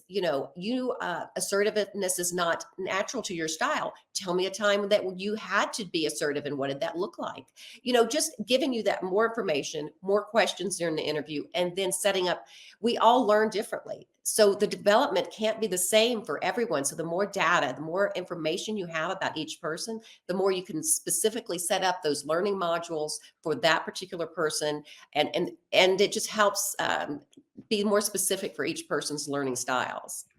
Absolutely. I love that, because it's like you said, it's not something to kind of, put you out of the running per se, but it's to sort of benchmark where you are. And from there, you can really start building, in our world, it's a sales coaching plan. It's a, sales performance plan. It's figuring out those ways that you can work with someone to really make sure you're leveraging their strengths and helping them grow in areas where those skills need to be built up. And I always Just like like this. Michael was talking about role Yes, playing. Yes, the exactly. role playing is a great thing, because now which person in the room might need more help to be more assertive, or maybe needs to be quiet and listen more. Those type of role playing. Michael said, like on Fridays, role playing is great, and the assessments can really help with that. It's huge. And I mean, we even hear them sometimes come up in the win room, as these different sellers are presenting, their battle plans going into deals and figuring out what best ways to kind of get their foot in the door. It is really, like you said, leaning into, who are they, their behaviors, and what skills do they have? Where are they struggling? Where are there ways to get like teams on these deals, to kind of help balance out those areas? And assessments are such a critical part of that puzzle. And for managers too, just thinking about, when we look at our teams, how we can really, make sure we're maximizing the potential of each one of our team members and how they work together. And something we always talk about internally is, how frequently should we sort of do those reassessments? What is a good timeline for someone who, if you take one today, when might be the next time you do a reassessment to sort of see if there's been any growth or any change? Well, the the competency assessment or the skills assessment, that can be done, in the beginning to get your baseline. But then after you do any intense training or any, training, then you retest to see, how you're developing? Have you improved your prospecting or whatever you were trying to develop? As far as DISC goes, because your behaviors are a little bit more, once you hit maturity, they're kind of stable, but it is also good to know kind of your profile one and look at that. So I would say every 2 to 3 years DISC if you wanted to. But the skills competency assessment, the SCA, is something that you can definitely reevaluate after you have gone through a training process. That's so helpful because for us, I know it's one of those things, is it too soon? Is it too early? But I think that's a perfect way to frame it up, that you sort of set the assessment at the beginning, you do the benchmarking, you go through the training and those best practices, you go through the reinforcement. Then at the end of it, that's kind of a great way to put a bow on it and see, okay, where are we now? And what, might be the value in another training or doing a little more coaching in another area. So it's all about just kind of tracking that progress and reassessing where you are in that journey. And I think that's so important for us both personally and professionally to do. And I'm always curious, what is your disc style? I'm an I personally, very high I. So I love to hear what others are.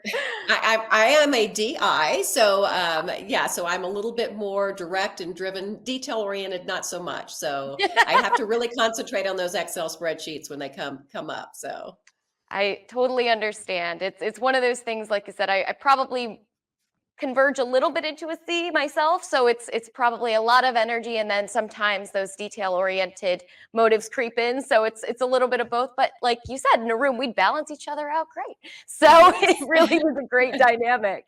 And as we think about, I've heard a lot about the sales excuse index, and on the sales capacity assessment. Can you tell us a little bit about what that is and dig a little deeper into that piece? yes, so it's very easy to use. So when a individual participant completes the sales capacity assessment, in the report is their sales excuse index, and it's very easy. It's 0 to 100, and you want a lower score. So the higher the score, that means the more that salesperson will throughout the day come up with excuses not to be doing the things to close on sales. So you want a low excuse index. And the average salesperson's sales excuse is about 35%. So lower is better, higher. You might have to dive into why is this person not, and usually it's training. Usually it is, I don't want to prospect because I'm not sure how to do it, and they just need coaching and training. And then again, when they reassess, that sales excuse index will start coming down. So yeah, the sales excuse index is great, kind of quick, because it's going to say why this person might not be doing those behaviors or using their skills to close deals. And it's just usually, again, higher it is, more training might be needed.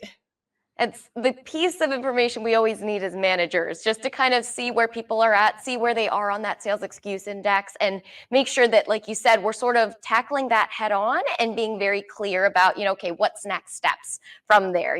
Are there other opportunities to coach and to grow? So this has Yes. been amazing, Margie. I love talking assessments. I love talking data. I, again, believe firmly it is the future of all organizations to be super data driven, and they will continue to play such a critical role for us. So thank you so much for being here today with us. And with that, I will hand it over to Carrie to introduce our next speaker, Karen. Great. Thanks, Emily. Before we bring Karen on, I want to take a minute to announce some exciting news about the summit. I think if you're just joining now, you may have missed earlier that as part of today, we're offering a discount to our summit, about $150 off registration. In terms of if you're able to do it, I think that runs for the next week or so. So you'll be able to register for the summit. That's in Orlando, April 2nd and 3rd. But what I wanted to share with you today, and you're the first to hear it, is that one of our keynote speakers is going to be Jennifer Cobb. She is a female NASCAR driver. And in the spirit of navigating change and the GPS for success, at our summit, she will be kicking us off. So it's a great opportunity to hear someone like that speak, talking about things like overcoming challenges and fear. And I can imagine what it's like to drive that fast and really compete at that level. So pretty amazing stuff. Someone who has spoken at the summit before, who I've personally seen and is an amazing speaker, is Karen Miracle from Northbrook, Illinois. Although she's been at Sandler for the last 12 years, I think you've been in helping sales leaders for the last 20 years or so in the technology space. And I've seen you at Summit. You've talked about topics from sales management to effective onboarding, playbook. And I know today you're going to talk to us a little bit more about the CARE strategy tool. So looking forward to hearing from you, Karen. Yeah, thank you, Carrie. Thanks for having me. Well, welcome. Good to see everyone here. And today we're going to be talking about finishing your year strong. In Sandler, we use a tool called the CARE strategy tool. I think it might be the simplest tool that we have in our toolkit, but it's been very powerful for myself and my clients. And I think we're going to try to get the tool out to everyone here through the session, but even if you don't see that, it's just something you could draw out, the CARE tool, and I'm going to walk you through it today. So Michael was talking about getting into football, that time of year, football starting, exciting. But I'm actually more excited about October baseball. So I'm wondering, as we think about who's still in the running here. I grew up in Michigan, so I'm going to be rooting for the Tigers. Some of you might be rooting for the Yankees, maybe the Padres. Unfortunately, us here in Chicago, we do not have a team that made it into the postseason. And in fact, I have a stat I'm going to pull up on the screen and see if anyone knows the significance of the stat. And here it is, 41 and 121. Who knows the significance of the stat? Yes, this was the final season record for the Chicago White Sox this year, 41 wins, 121 losses. And it said it is the worst losing record in modern baseball history. Hey, Tim, good, go Tigers. But I looked it up. Actually, there was a team that was worse than the 2024 Chicago White Sox, and it was the 1899 Cleveland Spiders, lost 134 games. Okay, so give our White Sox, give them a little bit of a break. They're not the most losing baseball team in history, but 121 losses. So looks like for now the GM. There we go. The Chicago White Sox. The GM for the Sox, Chris Getz, has his work cut out for him. Looks like as of now he is still the GM of the White Sox. So what does Chris Getz need to do? So I watched some podcasts. Lots of people have a lot of different opinions. I actually asked my son, Braden, who the Sox last won the World Series in 2005 when Braden was 3 years old. And, the Sox were pretty good for a while, but it seems like, so he's been a Sox fan since he was a child. And every year he says, the Sox, it's a rebuilding year. It's a rebuilding year. It's a rebuilding year. So I don't know what you're going to call. I don't know what you call this year. I'm not sure where it's going to go next year. But I would say Chris Getz and the White Sox organization has quite a bit rebuilding to do. So for fun, I said, hey, Braden, let's get out the Sandler CARE tool and let's think about if we were advising Chris Getz, how we might advise him using the CARE tool. So here's our CARE tool. Again, I told you it's our most simple tool. If you don't have it, just grab a piece of paper, draw these 4 quadrants, because I'm going to walk you through our ideas for the White Sox, but then we're going to be working on your ideas for your business plan. You are the GM of your business. But first, let's take a quick look at the White Sox in the categories of keep. Who do they want to keep? Who's earning their keep? In the category of attain, who do they want to go out and get? In the category of expand, who do they have that really they have room for growth? I imagine they have a lot of room for growth. And then maybe who might they want to go recapture? And certainly we could be thinking about players. We could be thinking about coaches. We could be thinking about managers. So let's start with keep. So this is who came to mind for Braden on keep. So this is Garrett Crochet. We've decided he is a keeper, right? Even in a season with such a terrible record, Garrett was actually made it to the All-Star team for the American League. He was 4th in strikeouts. He's a free agent, but he wants to stick with the White Sox. He's a great attitude, so we've decided Garrett goes in the keep category. All right, let's look at the expand category. Lots of young players with room for growth, but we're going to zero in on Jonathan Cannon. He is a rookie. Again, in a very much struggling season, Jonathan had an ERA of 4.49, pretty similar to most rookie pitchers in the MLB.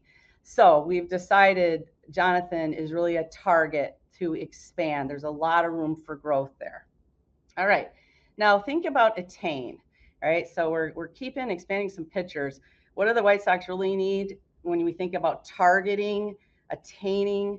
They need offense. They were last in the whole league for hits. Here, I wrote it down here. Hits, runs, lowest in the league. Lowest hits, lowest runs, lowest home runs, lowest batting average, lowest RBIs, lowest on base percentage, lowest slugging percentage. I mean, like, no offense. So who do they want to attain? We need to attain some offense. So Braden said he'd love, now this might be a long shot, but he'd love for them to go out and get Juan Soto. Juan Soto with the Yankees this year, 25 years old, 41 home runs, 109 RBIs. He won the home run derby. He's a free agent. I don't know if the White Sox could pony up the money for Juan Soto. I don't know why Juan Soto might want to come to the White Sox. But this is when you think about the targets of the types of players that they want to attain, we want to attain people like Juan Soto. All right, recapture.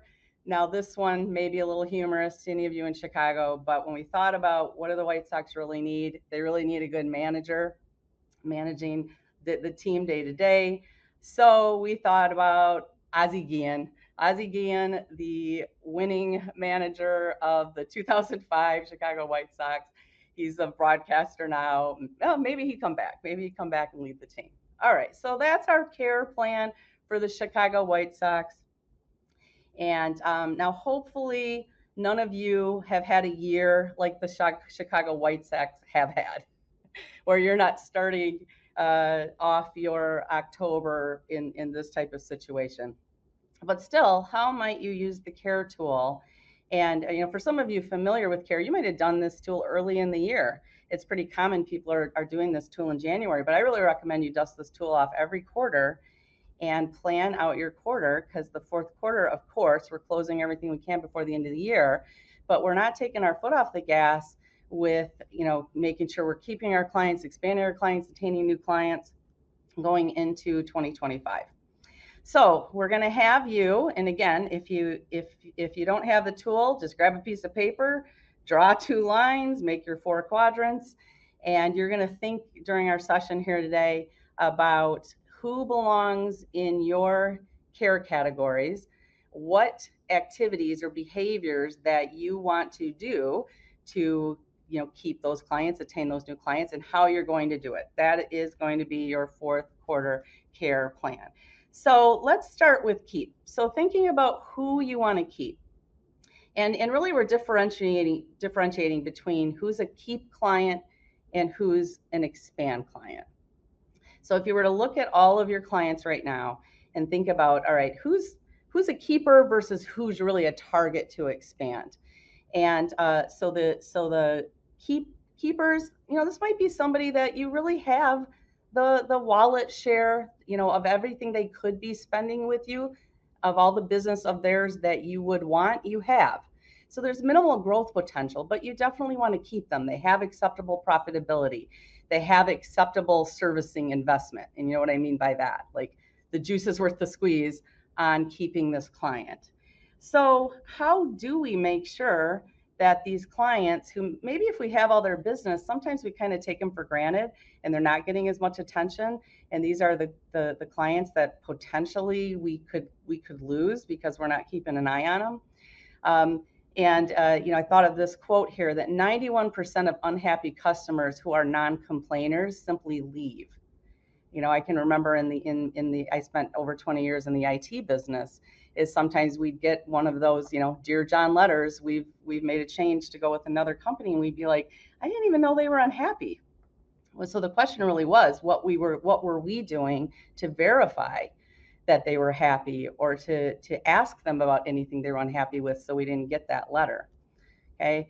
And here's what we found. Of all the clients who changed suppliers in 2023, 68% did so because, you're going to guess, did they leave because A, they were offered a better solution, B, they were offered a lower price, or C, they no longer felt valued by their supplier?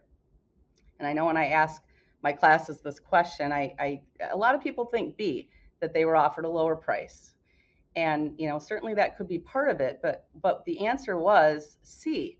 They no longer felt valued by the incumbent supplier, and that was why they decided it was okay to explore making a move, maybe without even telling their current vendor, current supplier, that they were unhappy. So we want to make sure that doesn't happen to us. And so in the keep category, we're remembering this, that your best customers are your competitors' what? Your best customers are your competitors' best prospects. Just like you're going after your competitors' clients, they're coming after your clients. And what do your clients say when they call them? Okay, so keep this in mind when you think about the time you might invest in keeping and expanding, that it costs 6 to 7 times more to attract a new customer than to retain an existing customer. We've been doing a lot of work lately with customer service teams because companies are realizing that often they've been putting all their training into the sales teams because, of course, the lifeblood of the business is new business and business development. And they've been training those teams, but also often, customer service or even account managers, it's just kind of assumed that they're doing what they should be doing there. And, but they're having retention issues or they're not growing those accounts. So a really important stat here, just thinking about how expensive it is to get new clients versus keep the ones you have. And we want to make sure we're doing the behaviors to keep the clients that we have. All right, so that's our keep, our thinking around keep. Let's think about expand. So different than a keep client, an expand client is somebody that we don't currently have all of the wallet share of their business that we could have. There is strong growth potential there. Perhaps it's with other divisions of the company who aren't currently working. Perhaps it's different product lines or services. They're working with us with these certain products, but not everything that they could be working with us on. It's an acceptable level of profitability. So basically any business we've been doing with them, if it's acceptable profitability, more business we would be doing with them should also have acceptable profitability. And so we're actually willing to invest in them. Think about that you're investing in that expand target, meaning you might be doing more pre-call planning, like Michael talked about with the managers, for growing that account, maybe involving even your technical resource in some of your strategy meetings, and also that they could be a really strong referral potential for you. All right. And I'm going to get to some of the how here coming up. But for now, you're thinking about the who. Who belongs in keep, who belongs in expand, especially coming up on year end. This is the time, right? These companies are, doing business reviews. They are setting budgets. This is the time to get in front of them. All right, think about attain, right? Who are you going after? Who is your ideal target? For the White Sox, the ideal target is, a big hitter, right? So who's your big hitter? Who are you going after as far as targeting new business? Is it maybe a different type of client than you had in the past, maybe with more growth potential? Maybe it's someone that a competitor is having some challenges taking care of them, and there's some opportunity there that you're going to go after, maybe a high profile logo that could help lead to more business.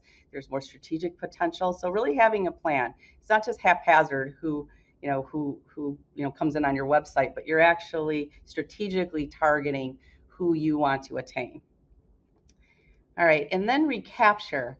And I think this is the most overlooked category here. I think a lot of times when customers or clients go away, we just think, all right, they went away.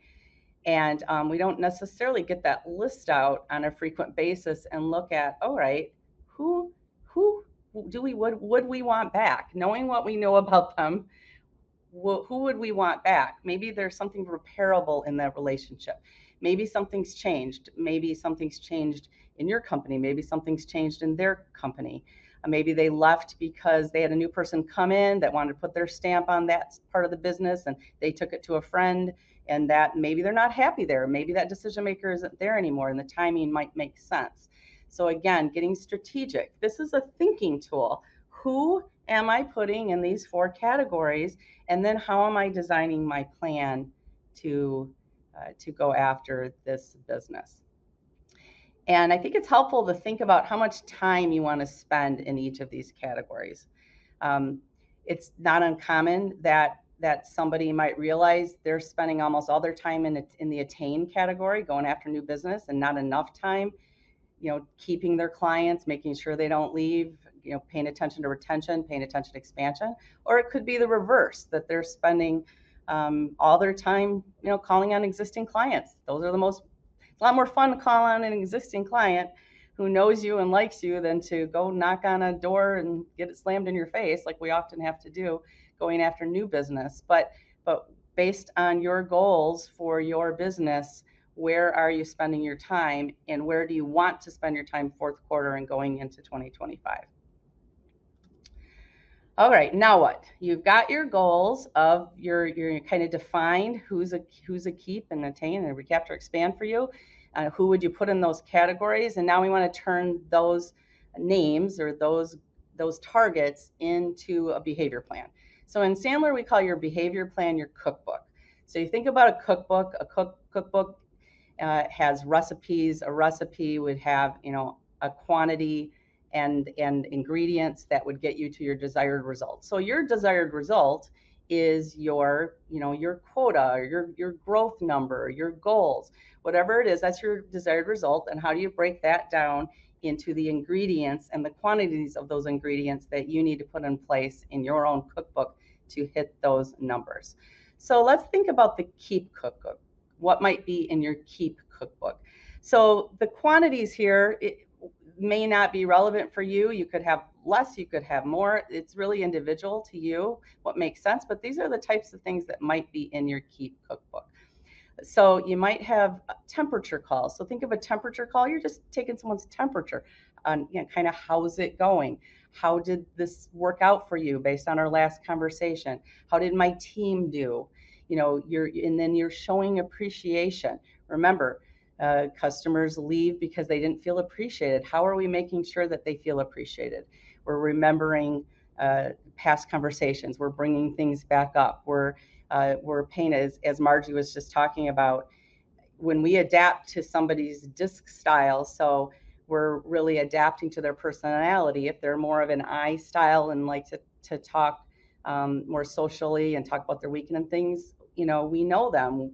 We have we built trust with them over the years, and we're asking them questions about their life if that's what they care about. If they're more of a D, bottom line, you're paying attention. What are they putting on LinkedIn? What are they proud of? What would they, if you brought it up in a conversation, they would be like, oh yes, I did, we did accomplish that, or we did win that award, or we are acquiring this new company. So think about how to have touches to, in your temperature calls to make sure you're keeping those clients. And then you're doing business review meetings. This is your opportunity to really plan, to look for any areas for improvement. Now I'm going to walk you through a structure on that. And might you have wider and deeper, higher conversations? Maybe your relationship is just with one person at a company. Well, you're vulnerable. If your relationship is with just one person, you're vulnerable, right? And so that person, can they introduce you to other people in the company so you're not as vulnerable? All right, expand. Very similar to Keep. We're doing the temperature calls. We're having business review meetings. Maybe we're asking more for referrals and meeting other parts of their company, perhaps the wider, deeper, higher. So the one difference I would say with expand is you are pre-call planning and thinking about areas that you could potentially help them more and expand your offerings, and you're really putting time in. You're setting an agenda with the customer for that meeting, and part of your agenda is that you'd like to talk about some of these other areas that you might be able to help them. Perhaps they're inviting other people in their company to that meeting. Perhaps you're inviting other people to that meeting. So it is a much more thought out and strategic. Remember, this is the thinking tool. How do I get more strategic with my opportunities to expand in my accounts? And this is the time of year to do this. This is the time of year that you're doing these year-end business review meetings. This is the time of year that people are doing their budgets. This is the time of year they're thinking about their direction for their coming year and how you can bring strategy to that. So I want to walk you through a tool called Recon. So think of Recon, and this is just an acronym for review, evaluate, changes, opportunities, next steps, Recon. This is really just a process, or even think of it as an agenda for these keep and expand meetings, right? So this is one of your how tools to go with the what goal of having these meetings. So what are we doing using Recon in these meetings? So first we're starting with review. So one thing to point out here, obviously we're coming back to reviewing kind of how things have been going, walk through maybe some of the goals from our last meeting, but also remember to review, to take them back to why you guys started working together in the first place. Coming from the IT space, it was very common. We would start working with the company when they were having problems. That's why they were firing their other IT company and hiring us. So we'd get involved, we'd spend all kinds of time getting them all fixed up, and all of a sudden things are running smooth. Well, then often they think, you know what, I think I'm going to go shop this IT relationship, because they were forgetting how much pain they were in when they brought us in. And the reason they're running smoothly is because we keep them running smoothly. So we've got to remind our clients of that. And of course, in Sandler, we're going to teach you, people believe their own data. So rather than you telling them, here's why things are going so well now, how can you ask them questions to get them to tell you, get them to recognize to you that they recognize that's why things are running smoothly now, right? So you're going back to the pain of why you started working back together in the first place. All right, so now you're doing some evaluate. Think of those temperature questions relative to their expectations. How do they feel like things have been going? Scale of 1 to 10, 1 being, we're completely missing the boat on everything you expected, 10 being, it's going very swimmingly. Where are you? And then you can gauge what questions you want to ask based on how they grade you on that 1 to 10 scale.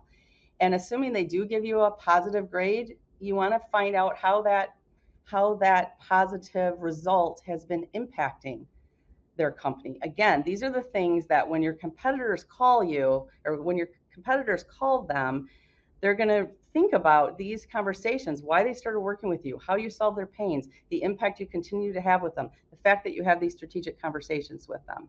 And of course, you're looking for improvement areas.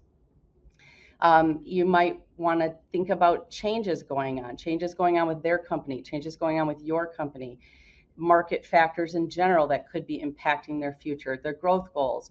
I find like ChatGPT to be a great tool to go in there and write a prompt about what's going on in their industry or their market or the competition, and it will give you a lot of details to help you ask them really smart questions on these meetings. In fact, you just tell GPT, write me some smart questions to ask in this meeting, and it'll do that. So that's been a game changer. And then from that, you're looking for the opportunities. Where are other areas that you could service them and help them? You're just like in any sales call, you're still running discovery and in a client meeting, determining what their pains are in those areas. What is the level of urgency to solve some of those, so we can prioritize together based on what we want to talk about? Are there other people in their company that would get involved in those conversations? That helps you go wider, deeper, higher. And then you close on, okay, what do we do next there? And then, of course, wrap up your meeting with next step, mutual expectations, and scheduling your next meeting. All right, Recon. I don't know, take a screenshot of that or ask your Sandler coach for a copy of this if you think that's a good format for you to follow. All right. Now let's talk about attain, going after new business, right? So, and again, these numbers could look very different based on how much time you spend in the attain category, if you're more business development or if you're more account management. But how many prospecting attempts a week do you need to do to get to the number of conversations you need to have, to get to the number of meetings you need to have, to get to the number of deals that you need to have to make your numbers? So you're thinking about, my prospecting, my calls, my LinkedIn, am I using Vidyard and video and phone and email? How am I stacking those attempts? We find a lot better results when people do multiple attempts. How many conversations are you having a week? How many appointments are you setting a week? LinkedIn, asking for referrals, could be like strategic, networking groups, strategic meetings with, circle of success type partners for you. All right, and then our last one here, recapture. When you think about the recapture cookbook, again, probably something people haven't thought about it yet. But one thing we have in our cookbooks here at Sandler is something called WATN, which is where are they now? So think about, people you've worked with in the past, where are they now? It might be someone who left one of your clients and you could recapture, maybe they left the company you worked with, but they're somewhere else now and you could recapture that contact and there's business there. And that's been one of the biggest cookbook items that have gotten results for us are those where are they nows. Maybe set a goal for those recapture conversations. And again, maybe the timing is right to start working together again. And you might need to have a fall on the sword conversation where basically you share with them, what maybe some of the things that went wrong when you had stopped working together, things that you fixed in your environment, and are they open to talking with you again? They may have made a switch thinking the grass would be greener and the grass isn't greener, and they'd be open to talking with you again. So again, think about that. What are you doing for those recapture? All right, so the last thing I'm going to share here, and then we'll wrap up, is our cookbook behavior tracker. Now, I know everyone probably has a lot of automated tools and CRMs and different ways of tracking activities, but I still find something like a simple spreadsheet to track your cookbook can be very effective to keep you zeroed in on the behaviors and what your goal is and what your actual results are. So you can see in this sample, again, these are just sample numbers, may not be your numbers, but this salesperson actually put their goals in the categories of attain and recapture, and that, things like first time appointments and LinkedIn and asking for referrals. And then they also have goals in the areas of keep and expand, things like the temperature check, those recon meetings, having higher, wider, and deeper conversations, and then setting goals in each of these areas per week, and then actually tracking those goals. Again, it's not uncommon that people set goals and then don't track them. And the color coding here is key. When you hit your goal, you color it green. When you don't hit your goal, you color it red. And then track it. Track this for 3 months. What if you set these goals and track this just between now and the end of the year?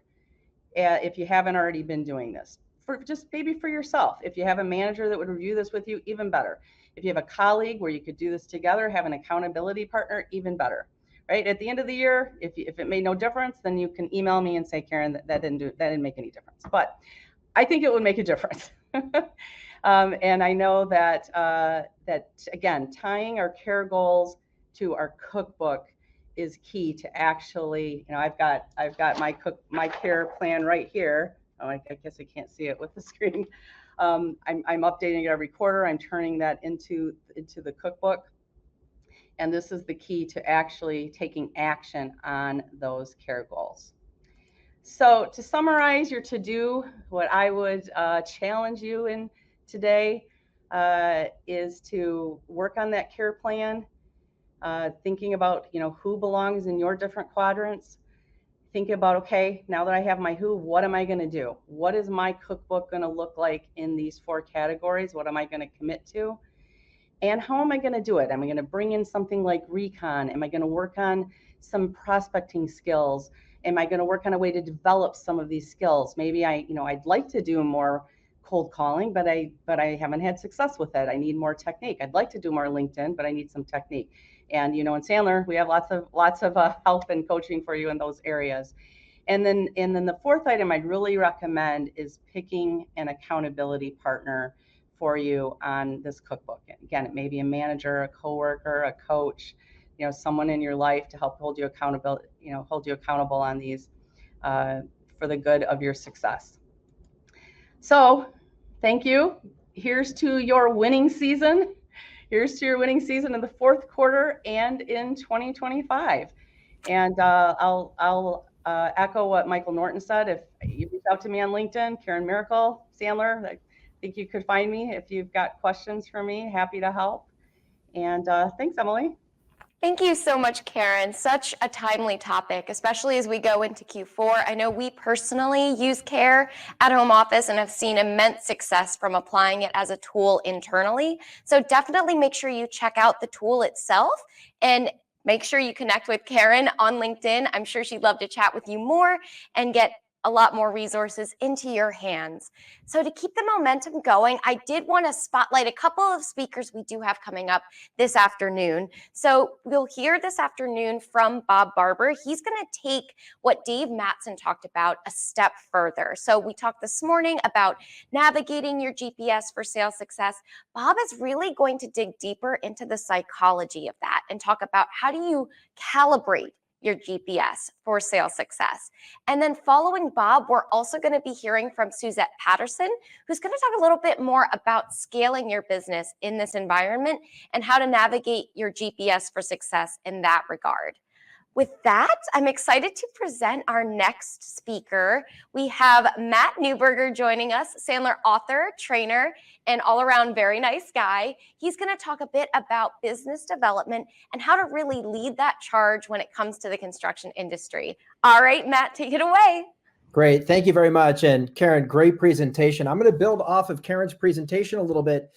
And the title of the session is Navigating Business Development in Construction as a Leader, Not a Follower. And the difference for the setup here is that leaders dictate the pace and they make great clients, whereas followers tend to adhere themselves to whatever the buyer's process is. So whether you're in construction or you're in a different industry, manufacturing, healthcare, software, hardware, whatever it is, if you want to sell bigger deals, if you want to sell to bigger clients, what we know is that we need to lead that process. And I'm going to illustrate to you why that is. So to make this sort of relatable for everybody, I want to start with a quick exercise. So if you have a pad of paper, you have a pen, this is a good time to have that out because I'm going to relate this in the simplest terms as to what we're going to talk about. And there's a secret at the end of this that's going to help you develop more business. And it may seem simple and obvious, but many people aren't doing it. So let's just start with the exercise. So I'm going to show you something here.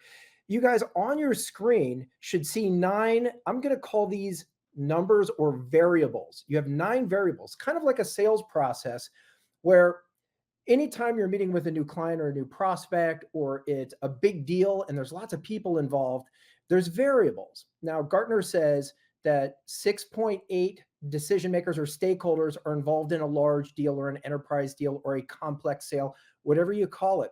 But there's usually 6 to 7 people or stakeholders involved. So they could be one variable amongst many in making a decision to work with you. So I want you to notice the shapes correlating with the numbers. Okay, just take a minute. I'm going to give you a 3, 2, 1 countdown. And I just want you to see if you can lock the shapes and numbers in your brain without writing anything down yet. Okay, so 3, 2, 1. Now you should have some of those shapes you should have now memorized. So you should take a shot at this. I don't expect great results here, but do you think you could write the correlating shapes to the numbers 2, 4, 1? Okay. Now, what I'll tell you is my audience typically, if I'm in person, can't do this the first time. Okay. It's almost like your first day on the job and being told how to do your job. People can show you, but you can't necessarily recall it because of the variables involved. So let's do it again because repetition sometimes helps. So let's do it again. I'm going to give you the numbers. I want you to notice the shapes correlating to the numbers and see if this time you can write them down. But, just like your second day on the job, I'm going to give you a different set of numbers or different variables, 639. Now, give a shot, or at least in your head, say aloud whether or not you think you can find the shapes that correlate with each number. Again, I'll tell you that in person with most of my audiences, they cannot do this. So it's kind of like being on your first, second, or third, or 90th day in the job. If you're not using our onboarding process or you're dealing with a new client or prospect, the variables are constantly changing. So how do we make sense of this in a complex sale? Because there's an important secret behind all of this. Now, if you think you took a chance to write that down and these are the shapes, good for you. You would be one of the rare few who could actually, on the second attempt, get the right shapes correlating to the right numbers. Now, I'm going to give you a secret, and you're going to go, Matt, this is so simple. Why didn't I think of it? But I'm going to give you a way where I guarantee you, not only now, I can teach you in 1 second, not only now, but forever in the future, I can throw any of these 9 variables at you, and you'll immediately make sense of them. If you don't believe me, take a look at the tic-tac-toe board. Each number is correlated to a shape. Now, just to test your knowledge, if you want, and you can type into chat and let me know, just by simply saying, I got it, Matt. Now I could do this. I don't care what numbers you throw at me. I could throw the numbers 924 at you, and you can probably come up with the shapes. If any of you out there having a watch party, write it down on your pad, show it to your partner really quick or your neighbor. But these are the numbers, or these are the shapes that correlate with the numbers. So the secret I'm getting at, the simple secret, no matter what complex sale, whether you're onboarding in your job, whether you're dealing with, in this particular case, navigating business development in a complex sale, I want you to understand this key principle. We have to make the complex simple to lead. If you want to lead the process, you have to make it simpler than what your client is currently doing or your prospect is currently doing. So what I would say is this is pattern recognition. And pattern recognition empowers sales leaders to work smarter, not harder, by uncovering valuable insights from recurring behaviors and trends. This helps you improve your targeting, your client engagement, and ultimately your sales success. But you have to remember, your client is still dealing with the non-tic-tac-toe board. They're dealing with numbers and shapes, and they don't always make sense, and they're always different. You can make sense of that, and this is how you're going to win more business.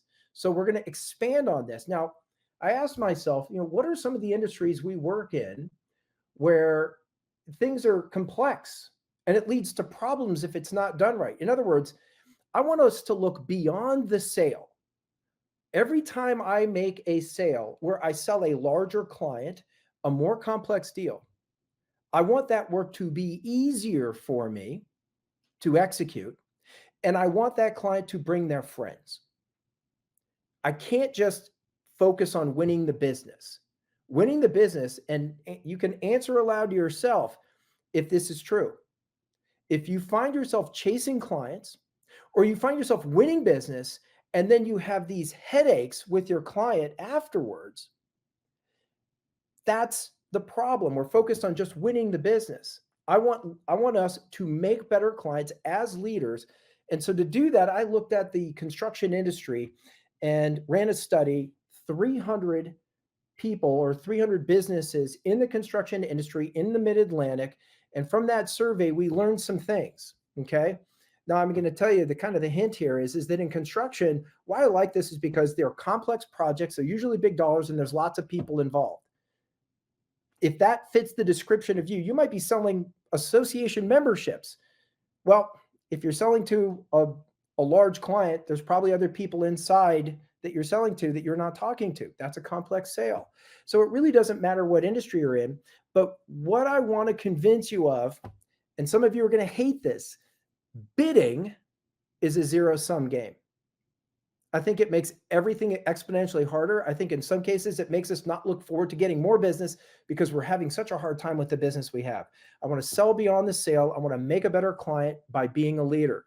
So to do that, we looked at these different areas. We looked at trends in buying, trends in selling, and we looked at ultimately what does this result in based on people too focused on winning the opportunity but not thinking long term, and what should we do about it? So I'm going to give you some tools to do that. And I'll give you some examples, but I want to sort of just start with what's going on. So the trends in buying that we saw, there was tons of data from this. If anybody wants the research report, you could ask us for this and we can give you the entire research report. But some purchasing patterns, some key things I want to pull out from that research report was 90% of buyers in the construction industry, and this is probably true if you're not in the construction industry and you sell a complex type of product or sale is the buyers will say they regularly buy more than low bid, meaning they will say price is not the issue. It's really about your quality, but they will not define what that means. Now, nearly 25% of buyers will invite at least one competing party to bid that has no shot of winning the business. It's sort of like that old saying in poker, if you don't know who the patsy at the table is, it's you, right? So again, I'm trying to convince you here that if you've had that experience, that we probably need to check out a little bit more before we invest our valuable time and resources. But here's the key, and this is contrasting to what I just said. More than half of the respondents said they have one partner they don't bid out. They give all the business to that partner.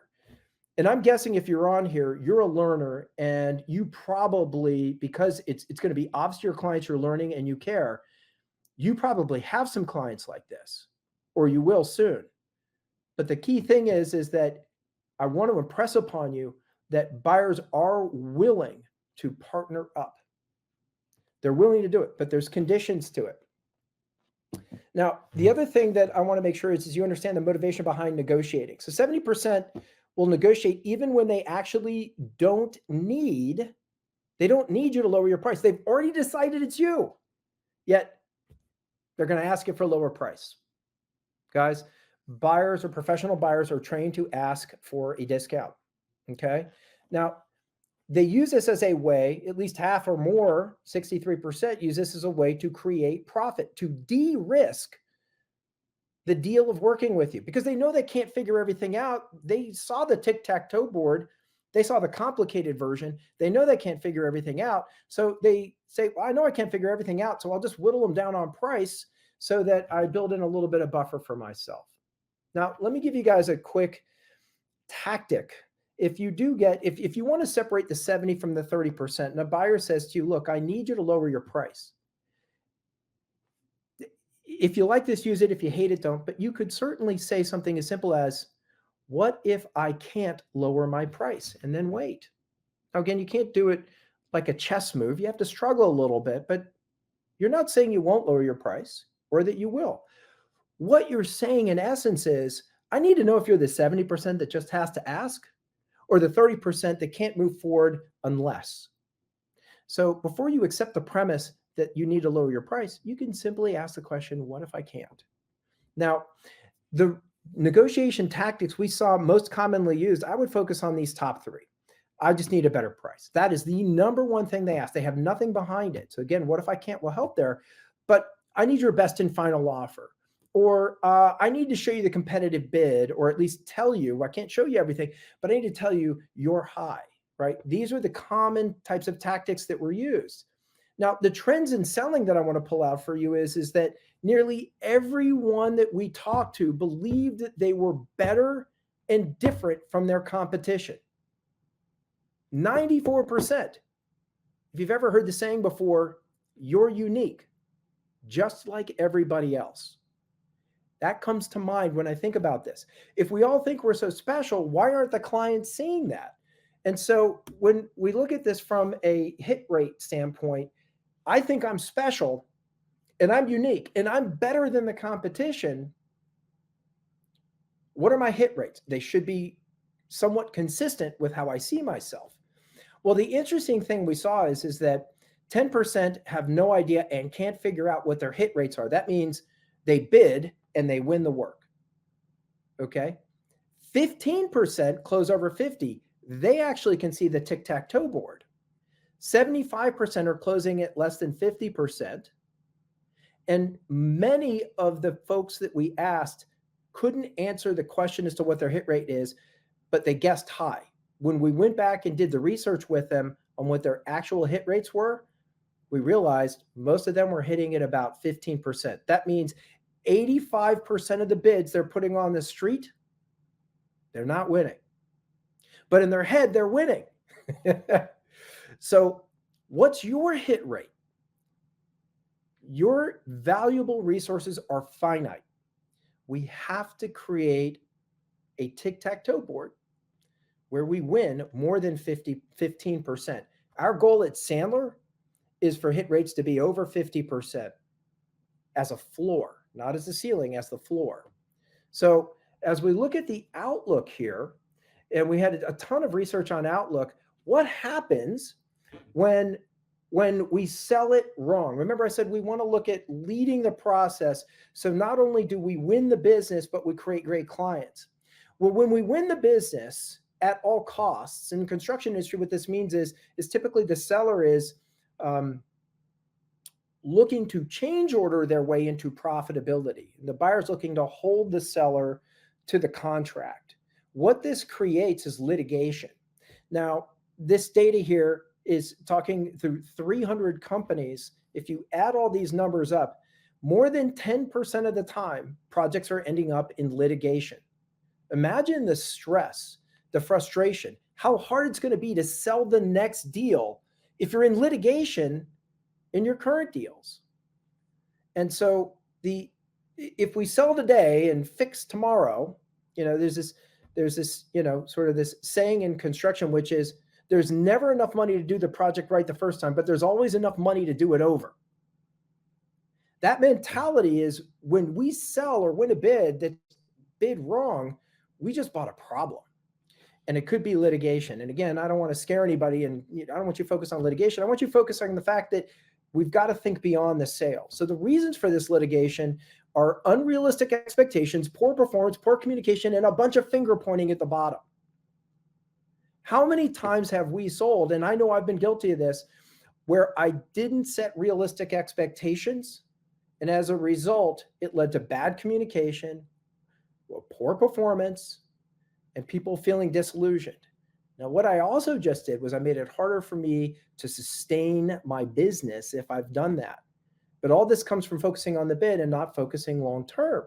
Now, when I asked the question to a lot of the respondents, well, do you see the trends getting better or worse? Nearly 70% said that they believe the industry is getting worse, and that the reason it's getting worse is because of pricing pressure. The buyer wants a lower price. The buyer takes 3 to 5 bidders and pits you against them. You don't even know if those bidders are qualified or unique as you are for this particular opportunity. But yet they pit you against each other, which drives the price down, which creates these problems. So, as we look at this in summary,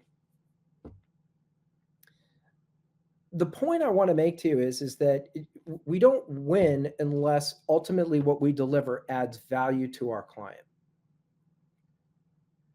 And if you think you're going to win business based on putting together a great PowerPoint presentation, a great spreadsheet, a great interview with your client at the time that they want you to bid with 5 other bidders behind you,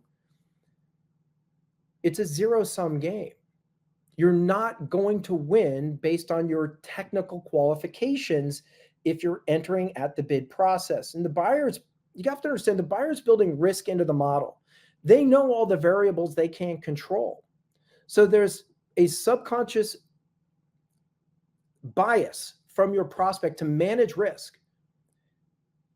And again, that mindset, there's never enough money to do it right, but there'll always be enough money to do it over again. They're focused on risk. And if they focus on risk and it's always about never enough money to do it right, but there's always enough money to do it over, the way they simplify the complex is by differentiating you on your price. But that's a bad move. I want you to understand something. In the absence of you being a leader, it's going to come to price. You need to focus on value creation. But there's a trick to value. It's going to be a simple secret that matters when it comes to value creation.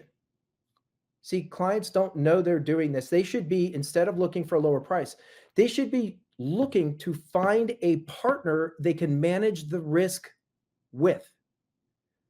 But they can't trust you if you're there with 5 other competitors saying, trust me, you can't look different. So the dangerous mindset from leadership inside companies is that we have to bid this. See, we all believe in value. Everybody's no buyer, no seller is ever going to say we don't believe in value. But yet companies are investing valuable resources, estimating time on projects where they're seen as a commodity and not a resource. So we have to have some way of evaluating, are we going to be a commodity or a trusted resource in this case? So trust me, I'll build up to the answer on that in a second. But we've found that, repeat customers love doing business over and over again in the construction industry, and maybe in your industry too. But somehow, seemingly, they still pit you against your competitors on price. And I've seen this in every complex sale. You bent over backwards for the client, and the client came back and said, "We love you, but look, your competitors are a lot lower than you are. So even though you've bent over backwards for us and done lots of favors, we really can't recognize that. We just need you to lower your price." You may want to answer aloud if you've had that experience where you've done all that work, that favors and extra time and giveaways, whatever it's been, yet you're pitted against your competition next year. So a couple of last things I want to make a point on to get to some tools and some resources, some ways you can deal with this is for few companies that we studied had a business development strategy or process that they could replicate ideal customers with.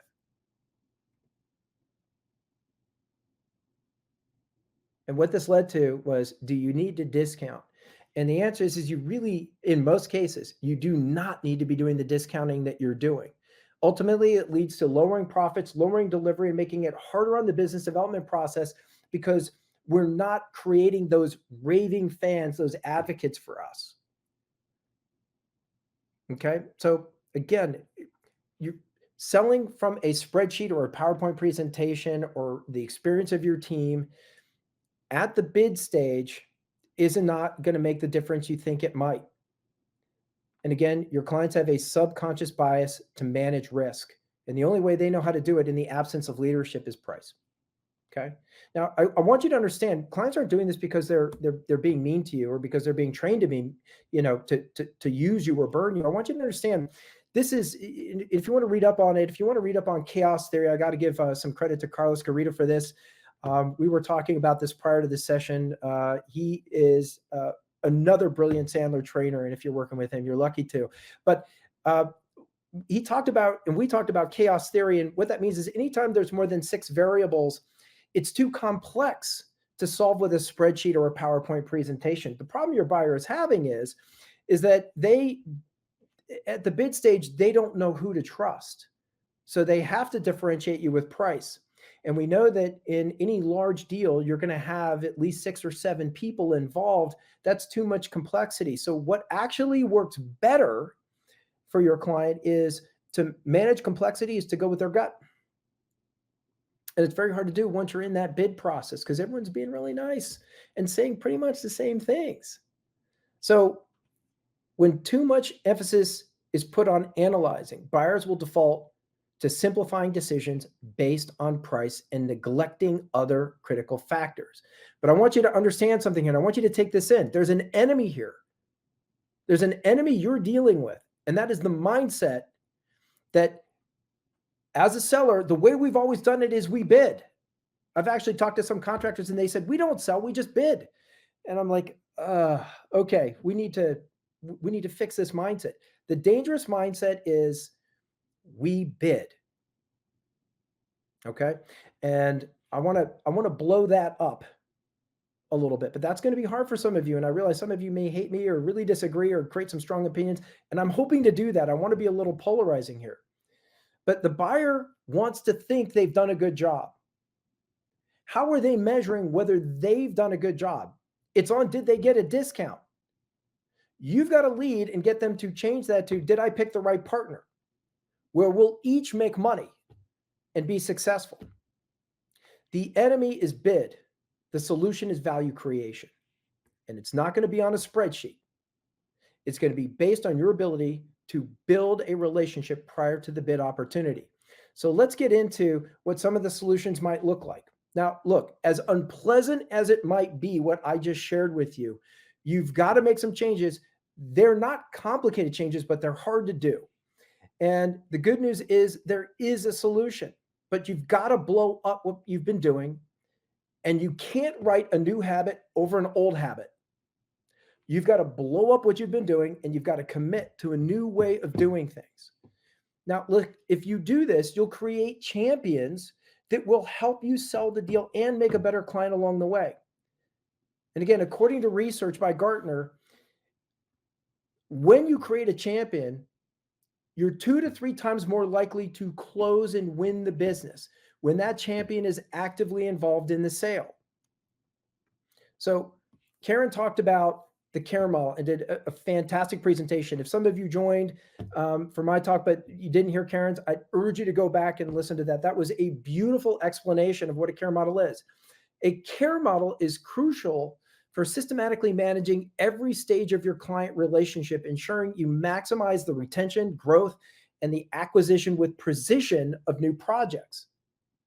Now, what we want to do is we want to guide that process with an ideal client profile. So defining who our ideal client is and the champions that we work with are, we really have the ability at that point to create a more effective solution. So I'm going to give you this tool, but I know that we're moving fast today. So I want you to be able to, if you want, you can take a screenshot, and the tools that I'm sharing, you can actually get by going online and dropping onto this site, and you can pull the tools off of this. But an ideal client profile, why do you need it? Why is it part of your tic-tac-toe board solution?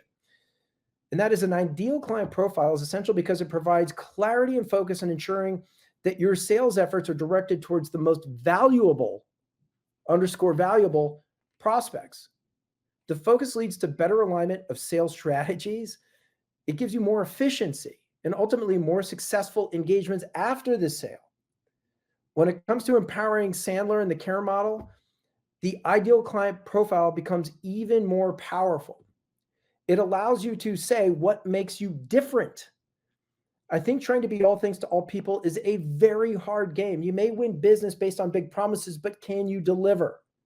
Think about where you deliver happiness to your clients, because that's ultimately what you want to replicate. Now, why this is important is because at some point in your career in business development or as a business leader, some client's going to ask you, what makes you different from your competition? And if I've defined my ideal client profile, characteristics of my sale, ideal company, what are the pains that my client has in doing the job that they've got to do? If I can articulate that as if I've experienced myself, or at least I care enough to know what it is, when somebody says, what makes you different, you can answer a little differently. So again, in construction, if a business developer in construction was asked by a client, what makes you different? If they're Sandler trained, they would say something like, maybe nothing. I don't want to be either ignorant or arrogant in pretending I know what is important to you, what projects you have on the horizon. Typically, though, I know that manufacturers building new building pad sites and ground up construction have tight timelines that are tied to a return on investment.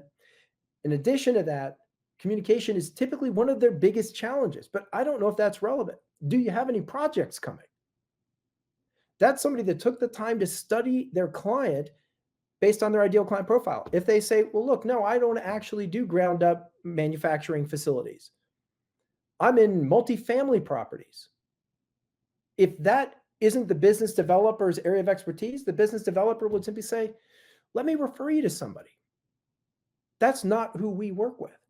But if you can't define what your ideal client is, how the heck do you expect to lead somebody that's indifferent, that's focused on price, to something better? So we have to identify our ideal client profile.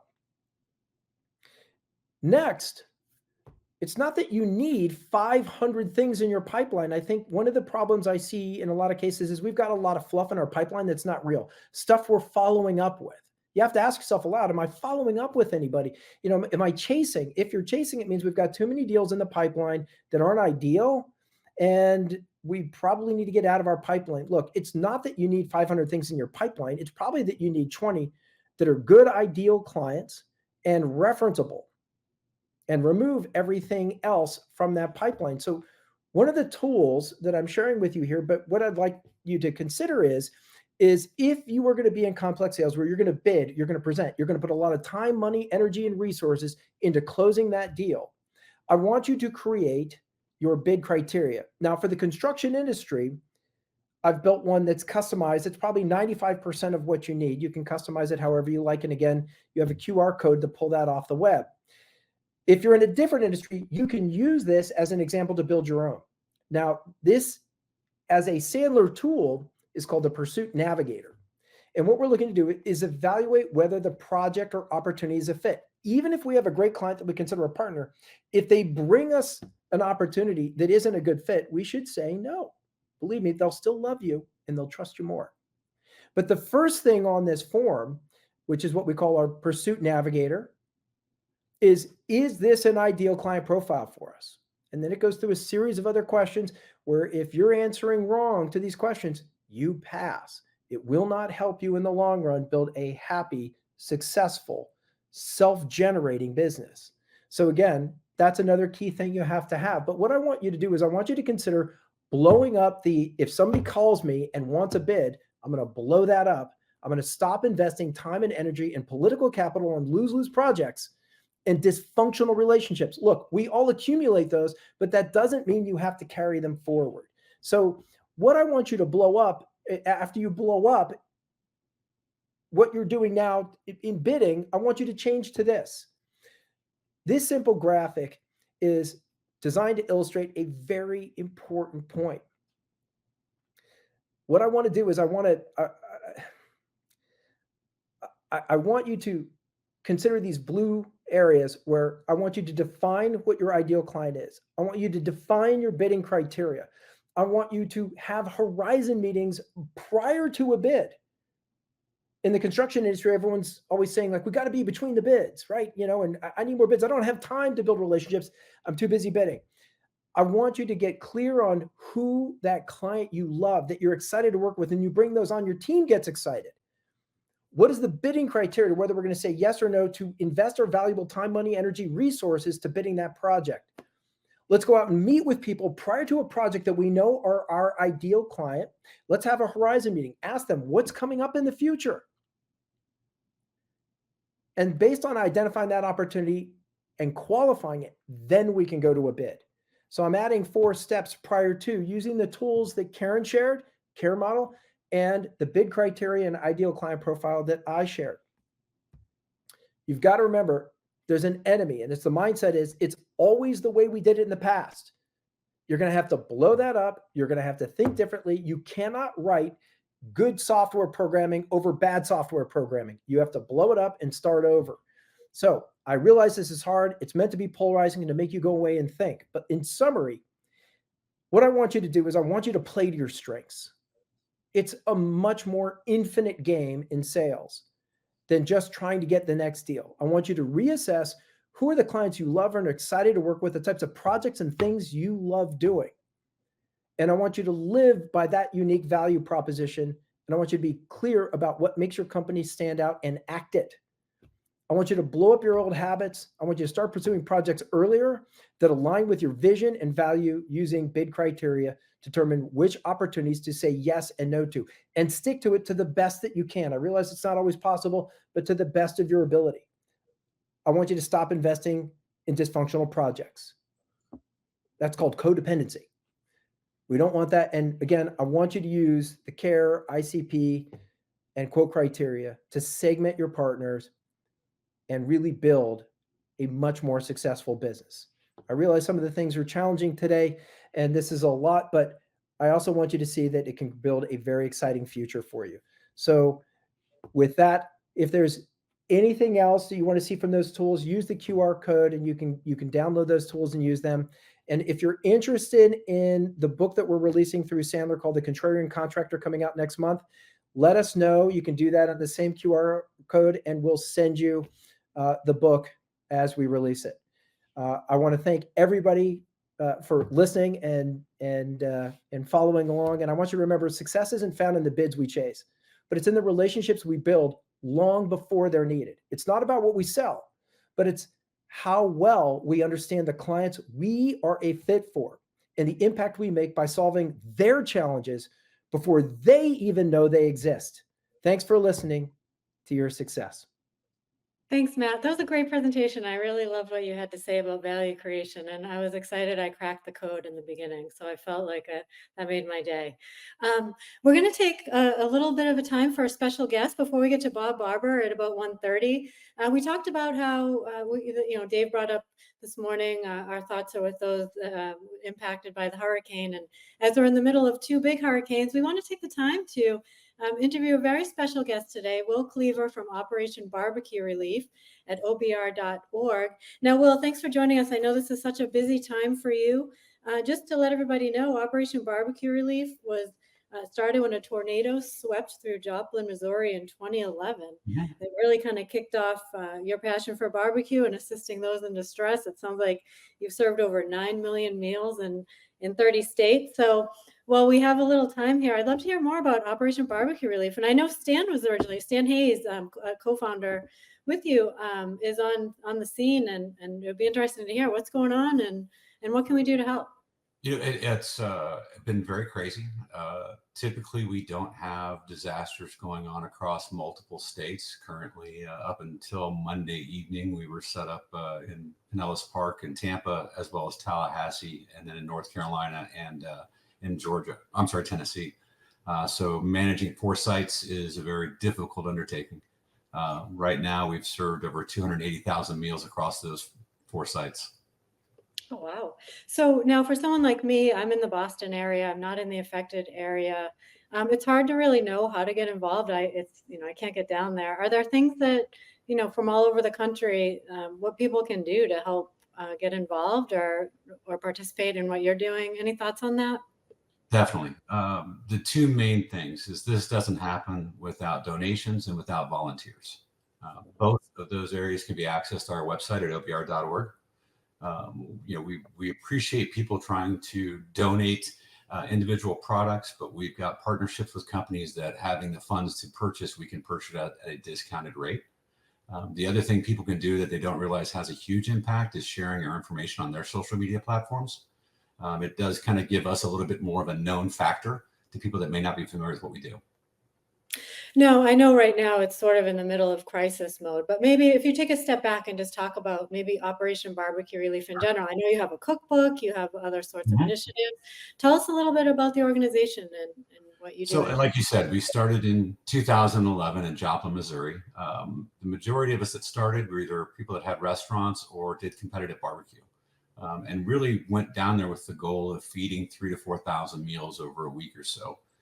Ended up feeding around 125,000 meals over 11 days.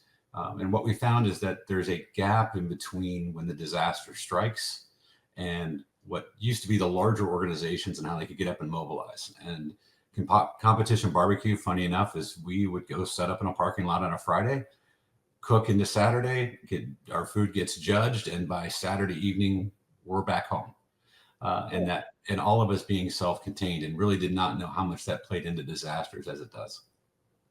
Wow, that's a lot. Now, Stan Hayes, your co-founder, he's actually Sandler trained, and he was going to join us today. And it sounds like he was recognized as a CNN hero for some of his efforts, and yes, did a lot with that cookbook in a partnership with, I think, was Mike Golick was his partner. Anything about the cookbook? Is it something you can donate or buy the cookbook and the proceeds? You can buy the cookbook online on our website. There are a lot of great recipes from a lot of different individuals, some known chefs, some that are like myself, more of a backyard chef, competitive cook, but kind of had different family recipes or a different take on barbecue. That people can very easily emulate in their own backyard. Now, is there something easy? I'm not much of a chef at all. So what is the most simple recipe? I get that question a lot. And honestly, it's one of those things of just cook what you like, grill what you like. And you may not have it right the first time, and that's okay. What we found with OBR, even in Joplin, is that the power of that meal, as we all see personally, I'm married and we have 6 kids between us, and 3 are out of the house and 3 aren't. And that dinner every night together at the table has a big impact. Same thing when you do it with your neighbors, even if you have different viewpoints on life, you can sit down and enjoy food together. For sure. Now, tell me more about that in terms of, are you on site as well? Do you go on site to the I am different not. locations? I was Okay. going to be flying out. Actually, I had flights scheduled for today that I pushed to next week to go down to Tampa. Oh, Stan wow. is on the road right now. He is out in Tennessee and then heading down towards North Carolina. And he and I will meet up in Florida hopefully next week. Any stories you're hearing from the road or even from past events? Like what kind of speaks to you when you're participating in these kinds of things You know, in terms of need or response or any of that? the impact of the meal, the devastation is something. I've seen a lot of disasters, and the devastation. Florida is used to hurricanes, used to the cleanup, but I think they were even very surprised at how much devastation there was. And then what you've seen up in Tennessee and North Carolina and South Carolina, it's just heartbreaking. These are things that weren't expected. And so it's one of those things that we are just trying to do whatever we can, however we can. Mhm. I think it's always beneficial when you do something from your heart to try to help others, and it's appreciated, even if it's not going to fix everything. We know that. But what we can do is at least provide a hot meal when you may not have the chance to have one. We've had several stories come through. It goes to that. It's a small world when people here in Kansas City and Omaha are reaching out, or in New York, and saying, "Hey, just so you know, you served my brother-in-law." Oh, wow. And you never realize that impact that family has, not only locally but extended. Of they're worrying about everybody as well and what's going to happen next. Now, do you think you'll play a big role in Florida? I mean, to what your resources must be really stretched. Is that something you can turn around and pivot? Yes, In actually. yeah. Funny enough, but it came pretty much from the state of Florida that they wanted everything evacuated out of the Right. zone where we're at in Tampa. So we have moved things up into Tallahassee, and Tallahassee is still functioning and providing meals out there.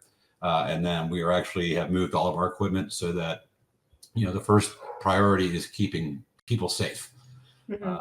and keeping the equipment safe if we can, so we can return. And depending on where the storm actually hits and the damage zones, we will be back down into the Tampa area probably within, I would imagine, as soon as the storm passes through and we're cleared to go in.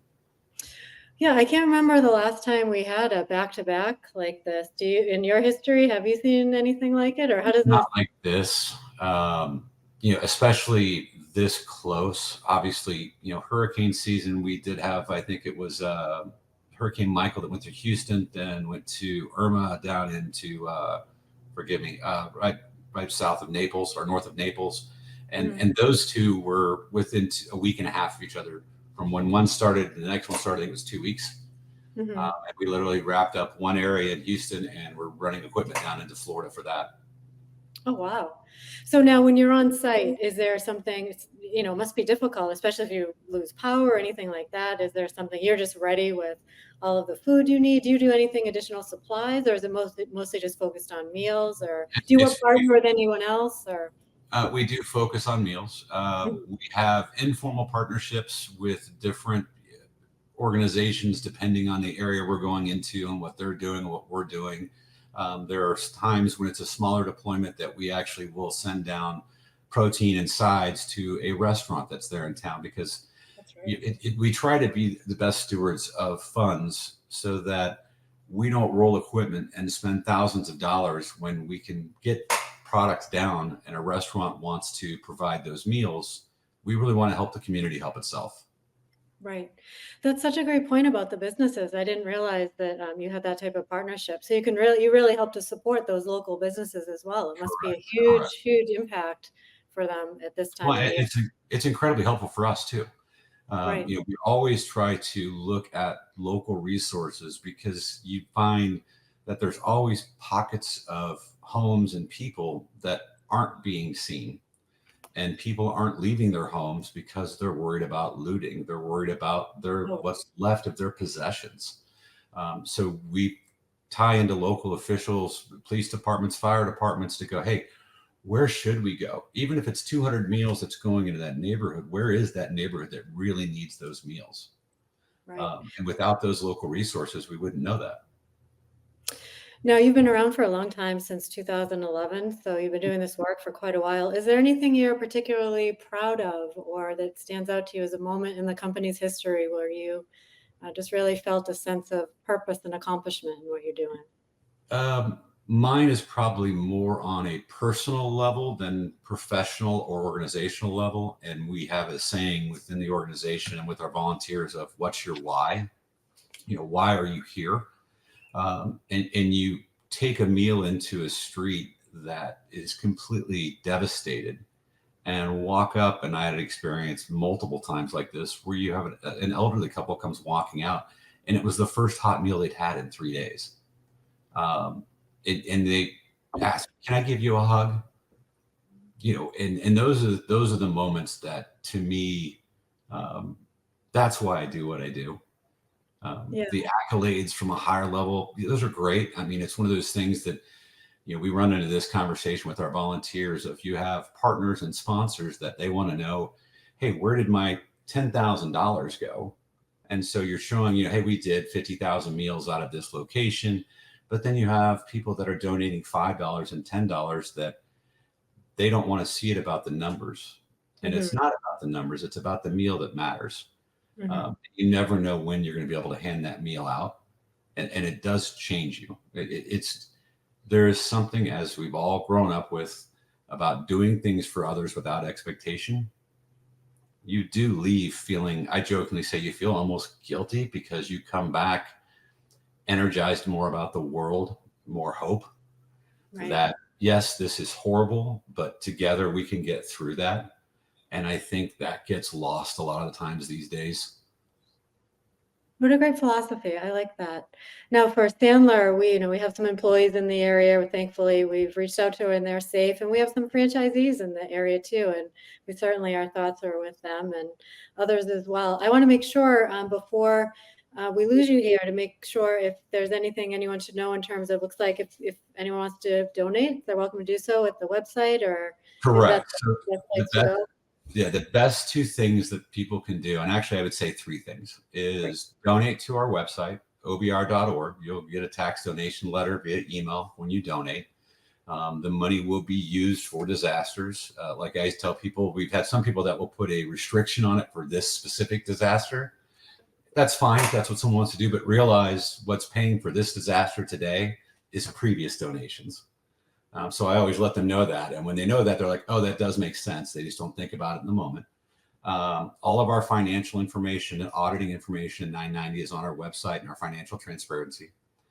The other two big things is volunteering. And volunteering doesn't always mean going on site.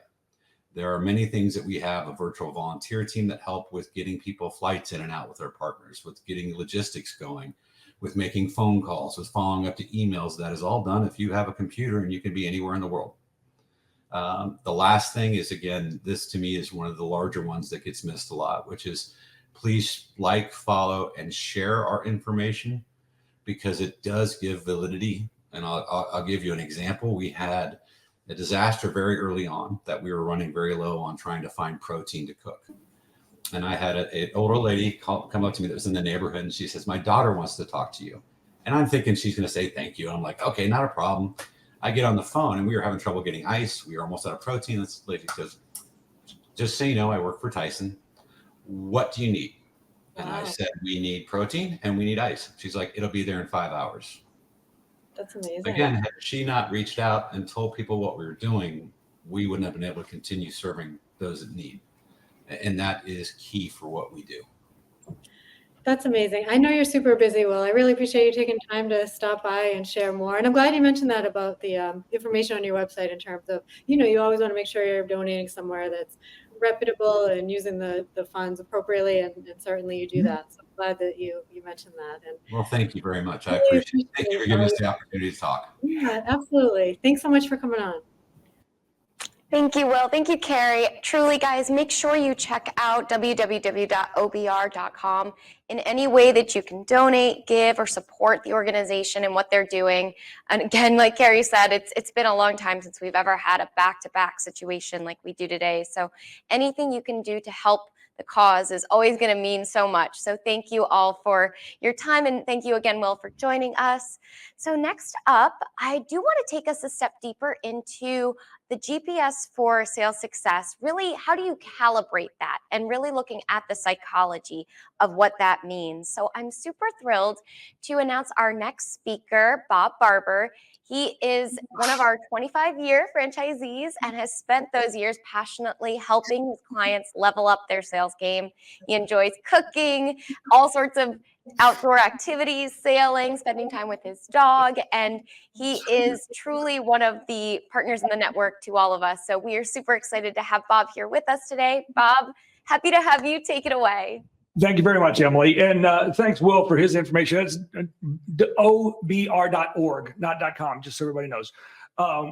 We've got, I want to piggyback on a little bit of what Will said, because Sandler is a wonderful giving network. And I know many of you are out there are passionate about your barbecuing, and so you're competitive because some of you are friends and clients.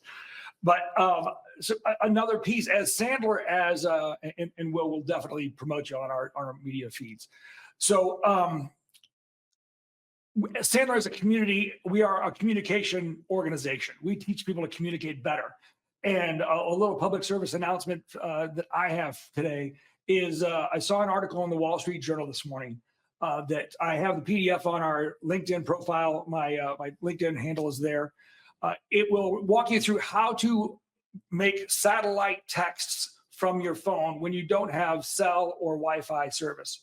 So share that PDF with friends that need that are in danger before they need it. The woman does a good job of walking through it. Unfortunately, it's not for Androids yet. Sorry, I'm not biased. It's just the fact of the matter. So I wanted to make sure I got that out there. Okay, what am I talking about? Yeah, I'm going to piggyback on some things that other people have said. What I've noticed is this piece, what I'm going to talk about today, it's near and dear to my heart. I think it's one of those links that can really help you accelerate your growth. And the clients that I've had over my 25 years or whatever the heck it's been, the ones that I've seen have not just doubled and tripled their income, but gone to 4 and 5 times their income. It's this type of implementation, this piece, that's really enabled them to accelerate that. So I hope you have fun with this and really dive in. So you're doing this already. You're using some of these tools. You're doing the exercise already. You're just not leveraging it. So what am I talking about? Well, it's primarily debriefing. It's debriefing. So when I jump in here, I've kind of just spoiled the news. Gee whiz. In your chat, where do you get your most learning retention? Is it the pre-call where you do your training, you do your role play, you do your strategization, you're strategizing? Easy for me to say. Is it when you do all that practice, or is it post-call, the post-mortem, the autopsy? When you look back and say, hey, where was it? Where did I go wrong? And for those of you that have been around Sandler for a while, if you've been to a summit or watched it virtually, in 2022, we had Robert Cujo Tishner. He made a strong case from his book, Debrief to Win, that it's when we debrief, post-event. And a couple of colleagues and I talked to him afterwards and said, but wait a minute, isn't training important? It's sure, but it's really this, guys. And that was a little humbling to hear because, you know, we believe in training and pre-call because we want you to get sweaty in your sales gym so you don't get bloody in the field. But this post-mortem thing, sometimes we really kind of mess that up. And here's what I said earlier, we're doing this already. So follow me with this. You are sometimes formally debriefing with your manager constructively and effectively. Sometimes it's not so much, and we'll talk about that in a second. Other times you're debriefing with another colleague, a friend, and that takes one of two flavors very often. You're complaining about what didn't go wrong and probably blaming it on somebody else. Not my fault. Or you're bragging about how great it went. Because, man, am I good. And unfortunately, we often wing it in those aspects, and we don't really capture the things that we're doing well to replicate those. And the third case might be when you're laying in bed at 2 a.m, watching the ceiling fan go around, losing sleep because you didn't get the deal you thought you had, and it slipped through the cracks. So you're debriefing one way or another. So today I want to take you to, we've got programming in ourselves. Our parents instilled this program. It's designed to keep us safe. It's guardrails to keep us on the right path. We'll talk about that in a second. I'm going to build your awareness about where you are, just so you can make the choice from your adult to adjust it.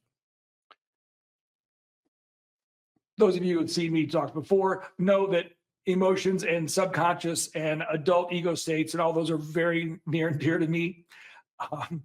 I believe in my heart of hearts that our subconscious drives about 90% of what we do on a daily basis. And the language of our subconscious is emotions, energy in motion, emotion. And so we need to be able to harness that and tailor that to be aware of it, to get the most out of it and reprogram that, and sometimes and make conscious decisions to update those. So I'm going to give you some tools to do that. And then at the end, in 20 some minutes, we're going to actually apply that in real life. And we're going to have you do it before you leave. So that'll be fun. Yay. So in your chat, we all use GPS, and it's crazy how universal it's become. Which one's your favorite? Is it A for Apple Maps, G for Google, or W for Waze? I'm just kind of curious, just taking a poll, because I've got my favorite. I like Apple, but I really don't. I prefer a satellite image that Google gives me. I do like that Apple will tell me, turn in 20 feet, this one, no, the next one. It really gets me on the right turn.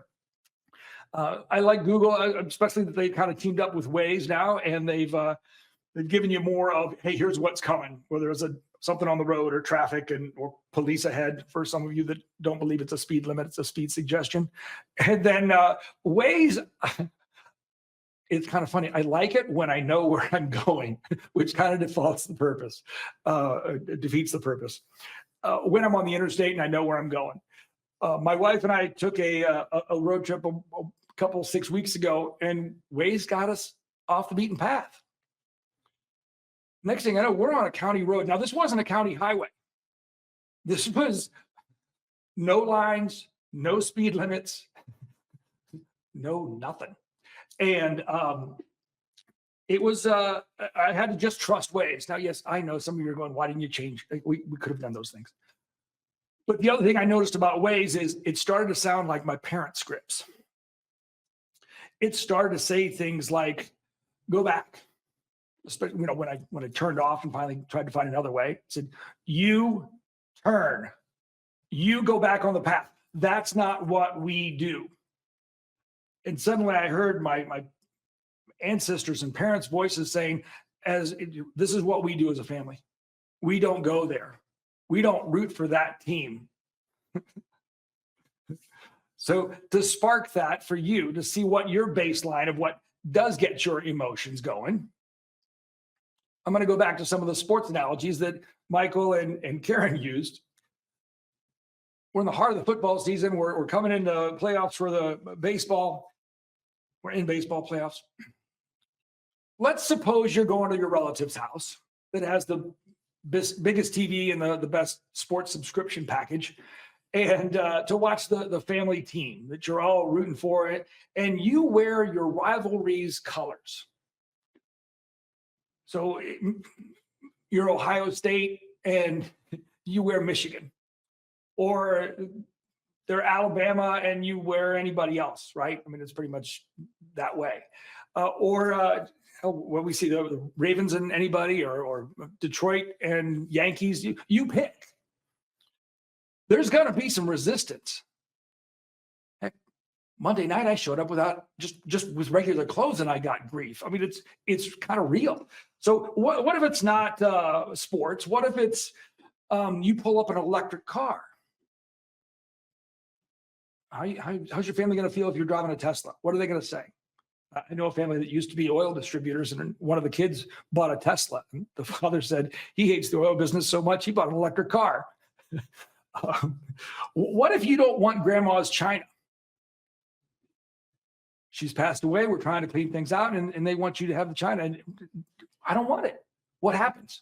What if you don't want to go to the Christmas with everybody? You want to start your own traditions with your family, with your spouse and your kids. Are there emotions attached to that? Is there judgment involved?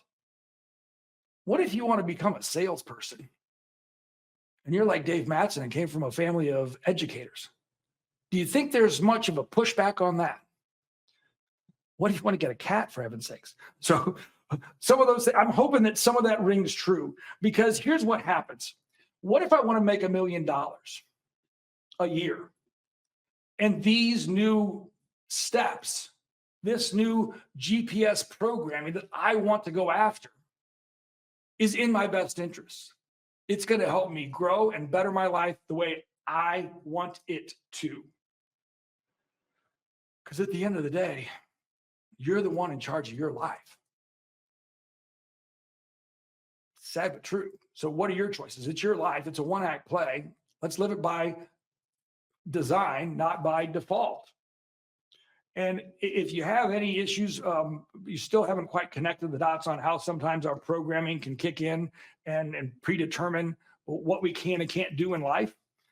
For those of you that are OC fans, Team Brody, Team Seth kind of stuff, Adam Brody has a new show with Kristen Bell on Netflix called Nobody Wants This.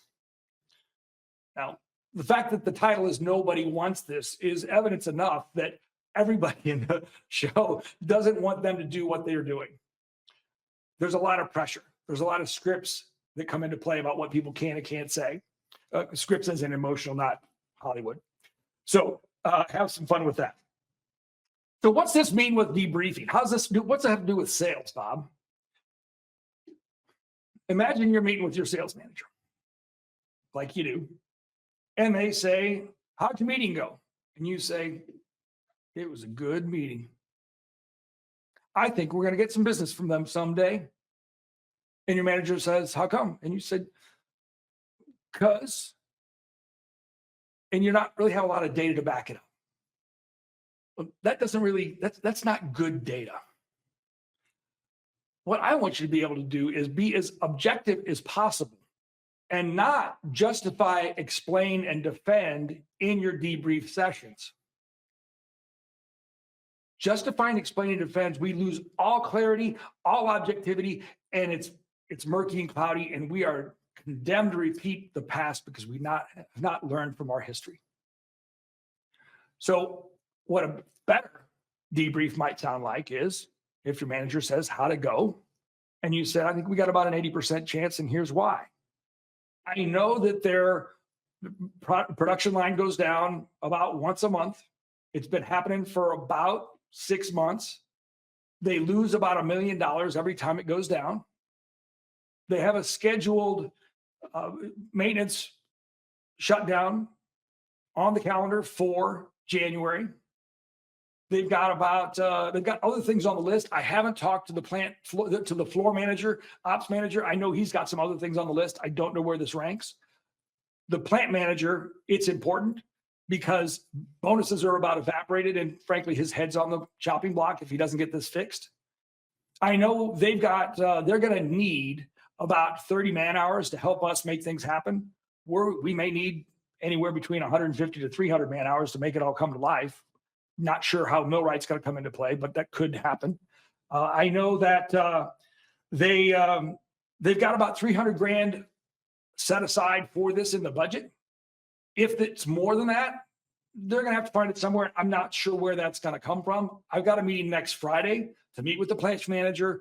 And more importantly, what I don't know is I don't know what the other people on the decision process think. I know the plant manager wants it. I don't know about the ops manager. I don't know about the finance guy. I know it's in the budget, but I'm not comfortable with it yet. So the plant manager's homework is to go back and find out where they're going to find the money. I'm going to meet with them next week, and we're going to meet with other decision makers to figure that out. Why is that important for a manager to know? Well, here's why. His ownership, his leadership, his direction needs to be able to make decisions about staffing, inventory, real estate, cash flow, a whole lot of other things based on what we bring back from a sales call. So we've got to get over ourselves. A debriefing session is not a place to get your needs met. Sorry, I get a little passionate about this. It's just not about us. So managers, this is key. Debriefing sessions have to be a judgment-free zone. We have to hold the person safe so they have the permission and ability to talk about what is really going on. If we're chastising them as a person, that's going to deflate and make them more defensive, and they're going to go back into justify, defend, and explain mode. Not productive. So, another Wall Street Journal article I read on the 3rd talked about why you are not supposed to ask people what they do anymore. That headline caught my eye. What's wrong with that? And they said, because of the concept of enmeshment. Now, that was a term I did not know. Enmeshment, E-N-M-E-S-H-M-E-N-T. Enmeshment comes from, or means, according to this person, my self-worth is derived from my position, my job, my title. I can hear the Sandler clients on the other end of this video screaming at their monitors. That's kind of silly. Because who I am is not what I do. And if you've been around Sandler for any length of time, that's what we call the identity versus role theory. Now, identity versus role. Essentially, it's who I am is not what I do. If I have a self-concept of a 5, 6, or 7, I am not going to perform on my role side very consistently or for very long at 8, 9, 10. Because at some point, I'm going to get in my head and say, Bob, you are good, but you are not that good. And I'm going to find a way to botch some things, mess some things up, and I'll average back out at my golf handicap of a 5. So let me spin this a little bit more. Let me break it down to about as simple as I can possibly get it. Who's got kids? Thank you. Who knows a kid? Who's been a kid? Okay. So for those of you that have kids, this will be pretty easy.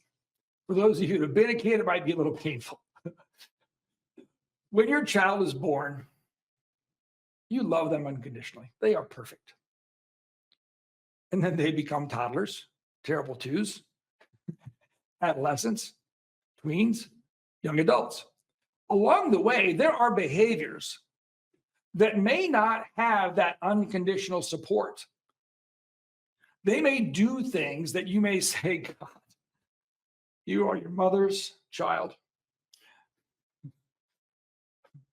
Let me give you an example. A friend of mine, I talked to him this morning. When he was going back to start his sophomore year in college, his mother pulled him aside and said, honey, I will always love you, but it's going to be a long time before I like you again. If that doesn't drive it home, I'm not sure what will. But why can't we do that for ourselves? That's the key here. Why can't you love yourself unconditionally and accept that I may do things that may not be to the level that I always want? Just because I do things that don't measure up to what I want doesn't mean I'm a bad person. It means I need to objectively look at what did I miss. That's what debrief sessions are for. I've got to be objective and have clarity. Because the first time you do something, you're not going to be good. Oh, Matthew, thank you very much for the example. How many of you felt a little bit not okay when he did the number sequence and you didn't get it right the first time? You weren't supposed to get it right the first time. That's the whole idea of the exercise. Why would you feel bad or stupid that you couldn't figure it out the first time? Who cares? Who cares? Now, I'm in Illinois. Springfield, Illinois is where I live. For those of you who don't know anything about the state of Illinois, 75% of our acreage is crops, agriculture. So I know a little bit about corn and beans. If a farmer takes a perfectly engineered kernel of corn, puts it in the ground, and comes back another 90 to 110 days later, and he's got what we call short corn, 4 foot tall, small ears, undeveloped kernels, not what you want. That will not pay the bills. He says, wonder what we missed. Did it have enough degree days, enough heat? Did it get enough sun, enough water, enough nutrients, fertilizer? What's the organic composition of our soil? Are there enough organics in it? What's the compaction? How deep was it planted? The farmer does not say, that stupid, lazy kernel of corn, I knew it was going to never amount to anything. God, its brother was so much better. That sounds pretty stupid, right? We do the same thing to ourselves. Beat ourselves. I shoulda. Let it go. Give yourself some grace. I did my best. My best is good enough. What did I miss? What can I do differently? Live to fight another day. So here's how you're going to put it into action. So I mean to be pointing at you, but here's how you're going to put it into action. Pick one of these. Some of these are work business related. Some of these are personal. Pick something that you don't care how you're going to perform at all. Maybe it's asking for production, giving introductions. Objectively, I may give an introduction. Hey, have you talked to Mike? Here's Mike's name. That's not a very good introduction. What could I do differently? How could I change my behaviors? Well, I could say, that sounds like an important scenario. Do you have any help with that? Would you like some help with that? How about an introduction? I've got a guy named Mike. He's kind of weird, but he's got a good business. He does a good job. Now, if you don't want to talk to him, don't worry about it, because I don't want to waste your time or his, but I'm happy to send out a group introduction chat text, connect the two of you. You can take it from there. That's a much better introduction.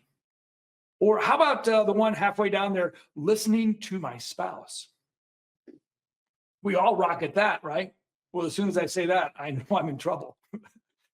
That's a constant, never-ending improvement factor.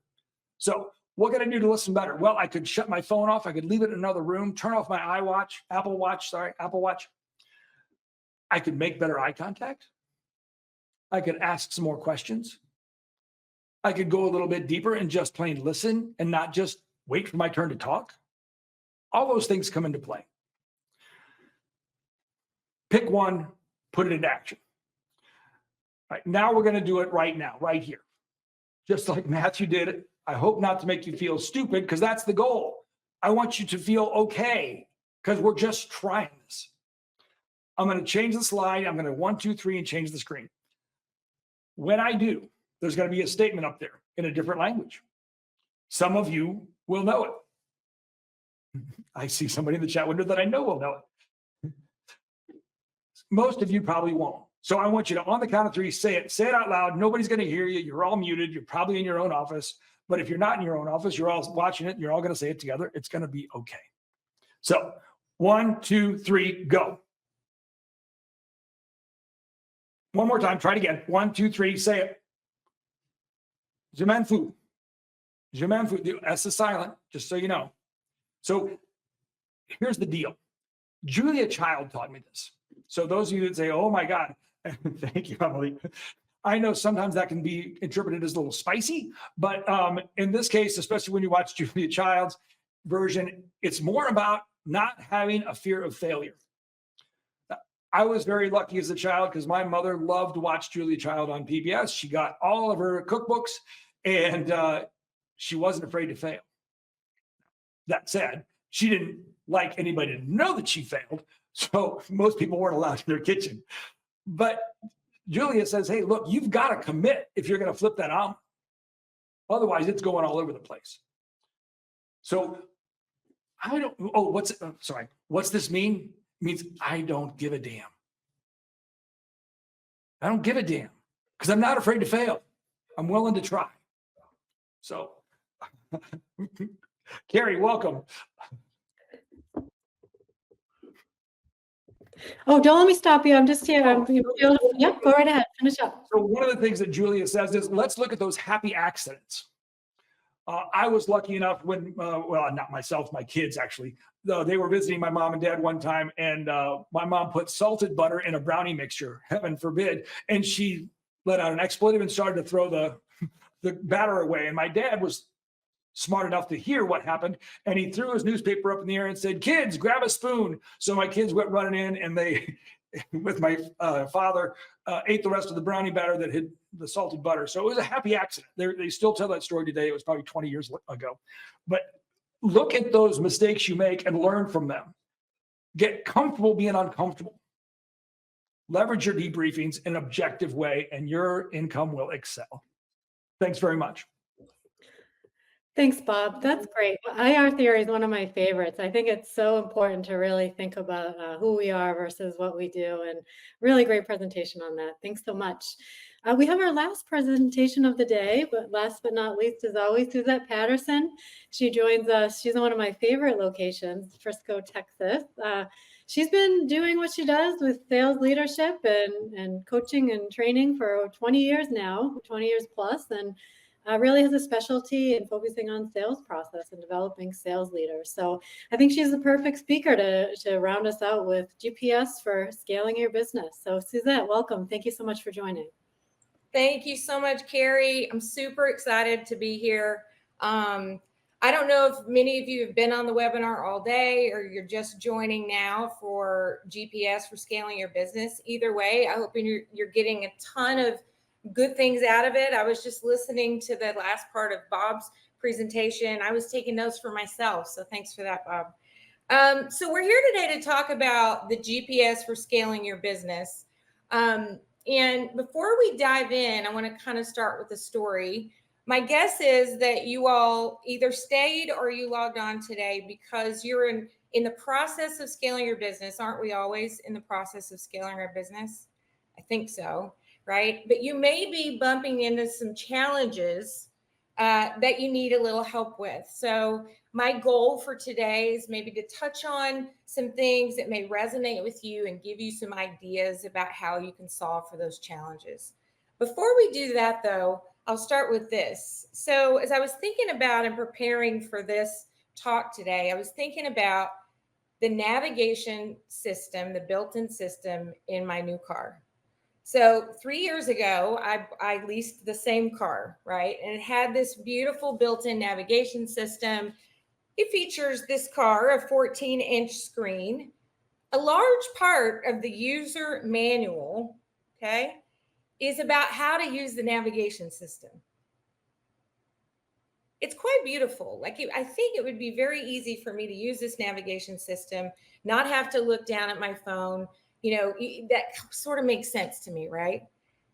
So if I told you how many times I actually used this system in 3 years of owning this car, you might or might not be surprised. I used it less than 10 times in 3 years. Crazy. The question is, why would I do that? Why would I have this technology in my car that I just absolutely don't take advantage of? And then I started thinking, wait a minute, is this a Suzette problem?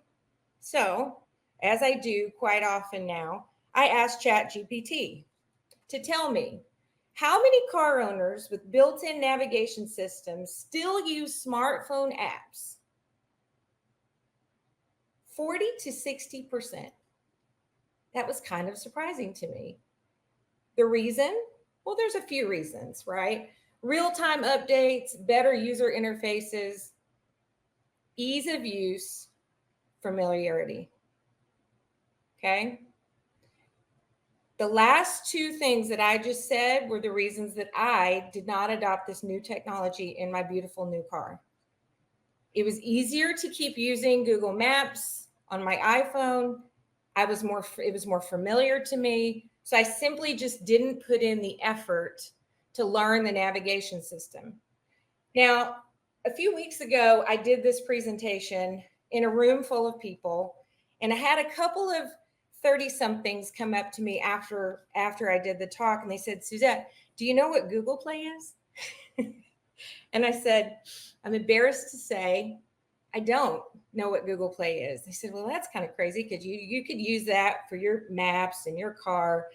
Well, one of the reasons I didn't even think about it is I had an older iPhone, an iPhone 12. Why have I not upgraded to a newer phone?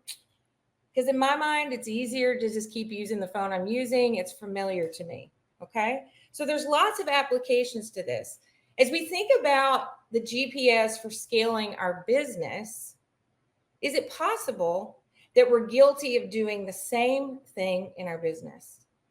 I encourage you to think about things that you may be doing that are not as effective or efficient as you want them to be because you're sticking with the thing that's easier or more familiar. Okay? So leaders who achieve remarkable results strike a balance between the strategic big picture thinking and focused attention to the small actions that make the big difference for your customers and your business. So here's my first question for you, my friends. What are your biggest challenges with scaling your business? What are your biggest challenges with scaling your business? And I understand we have a very big group here today. So we're going to have business owners, solopreneurs, sales leaders, individual contributors. I'm sure we have a lot of folks that are sitting in the C-suite today in their organizations. Whatever it means to you in your role, what are the biggest challenges? I want you to put it in the chat you have with scaling your business. And what I'm going to see, I feel confident, okay? What I'm going to see is, and here's what I hear many times from my own clients, hiring and retaining qualified talent. Maybe for you, it's adapting technology to meet your growth needs. Sometimes I hear, we're just trying to keep up with increasing customer expectations. Other people tell me that they're dealing with the operational complexities as their business grows in size. I am a sales trainer, a Sandler sales trainer. So quite often people share with me their challenges around training or being really effective with coaching. For some of you, it may be predicting future growth. And as we go through the rest of the presentation today, I want you to be thinking about these challenges and what are some things that you might learn today that you could put into action immediately to get a different result. Okay? So I'm going to introduce a triangle to you that you may have never seen. And before we talk about the scalability triangle,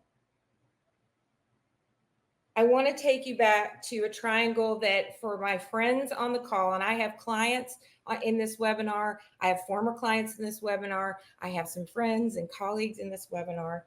If you've had any exposure to Sandler, you know what the success triangle is. Okay, the success triangle has 3 points.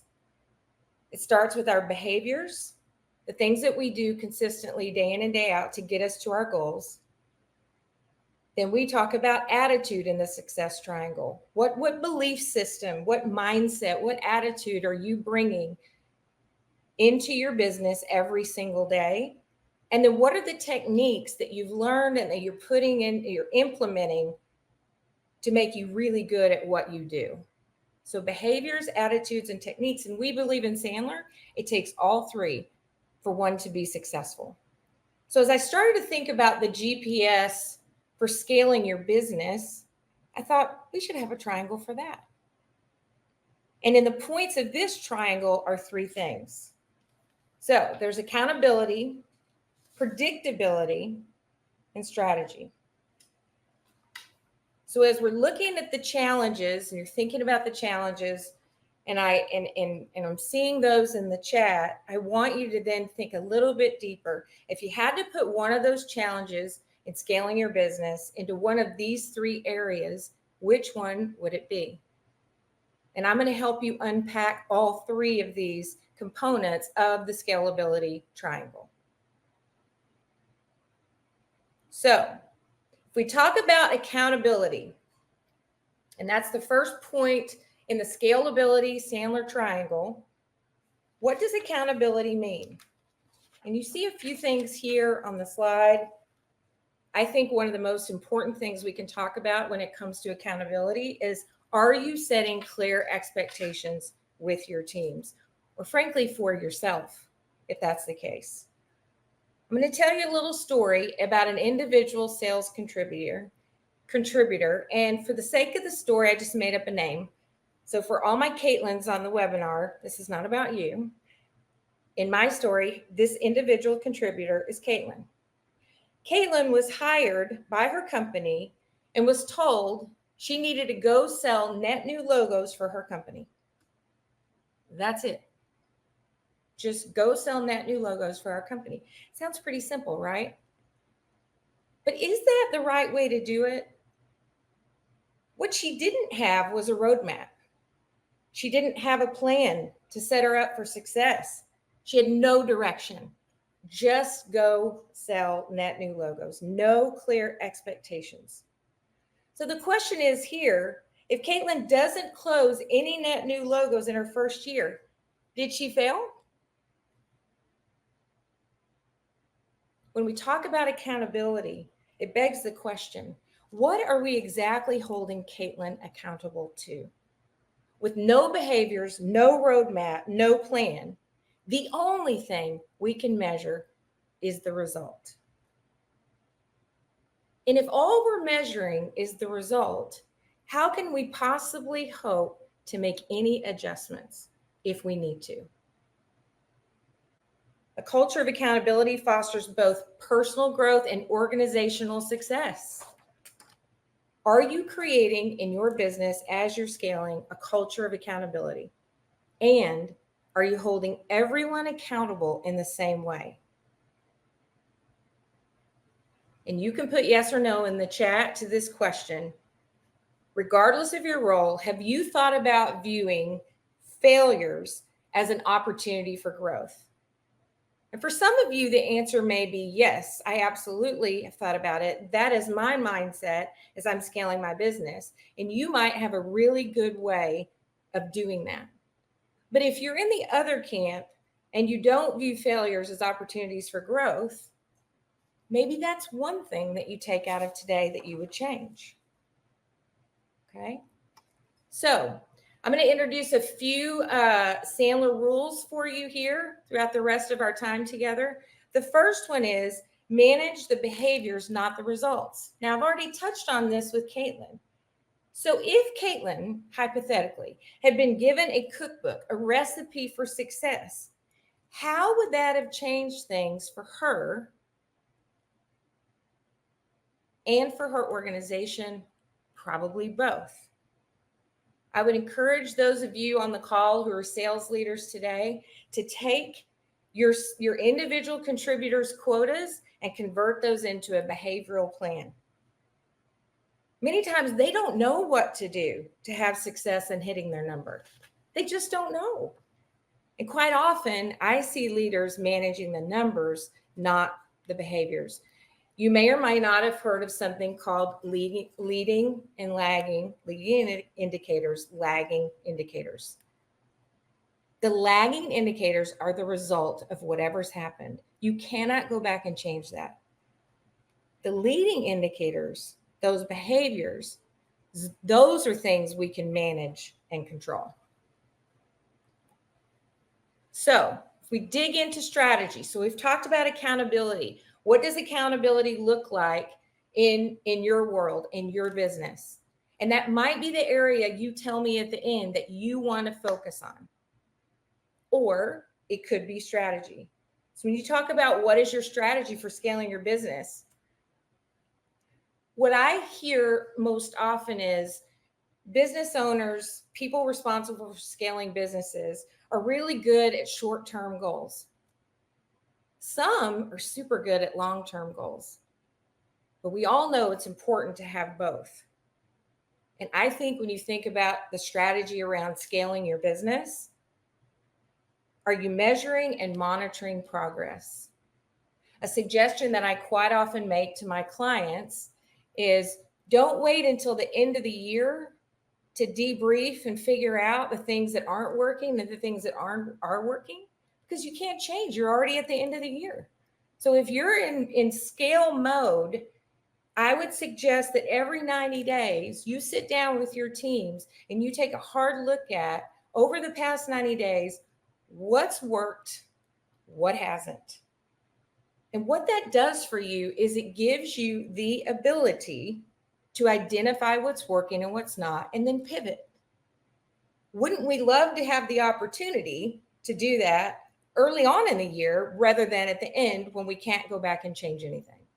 So every 90 days, best practice, sit down and look at all of your processes and figure out what's working really well that we need to do more of, and what's not working at all for us, and how do we need to change that? How can we change our strategy? So we talk about using a common process. Why is a common language or a common process important? Well, I think it brings clarity to every conversation, every single conversation. Here's a simple example. Sales leader says to sales executive, they get off of a call, they walk into their office, they hop on a Zoom, a Teams, and the sales leader said, hey, how'd the call go? And the salesperson says, it went well. Curious, what does went well mean? As leaders, quite often we insert our own version of what went well means. So my question for you today, in the area of strategy, are all of your salespeople, we'll just take salespeople for the purpose of the conversation today, are they all using a common language? Or are they all doing something a little bit different? So if you sat them all down in a room and you asked them to write down the process, hey team, what process do we follow start to finish from the time we're prospecting to closing to selling additional products and services? If you've never done this exercise, I encourage you to do it. As a sales leader, compare what you see, what they're telling you. And if it's consistent across the board, congratulations, my friends, that's amazing. But if you're like 90% of other sales leaders, everyone in the room will have a slightly different approach. That is your first sign that you do not have a common process. When we say we don't have enough time, I would suggest that that's a symptom. The real problem is that we're spending a lot of time training and coaching to different languages. Think about this. When you have a common process, a common language, you create efficiencies all the way around, from the time you onboard a new employee into training and then further deeper into coaching. But you've got to have a common process, a common language. Okay? Now, second thing I'm going to share with you here under the umbrella of strategies you're scaling your business is train your team. Trainers, leaders, training is one of the 4 hats of leadership. I'll say that again to my leaders on this call. Training is one of the 4 hats of leadership.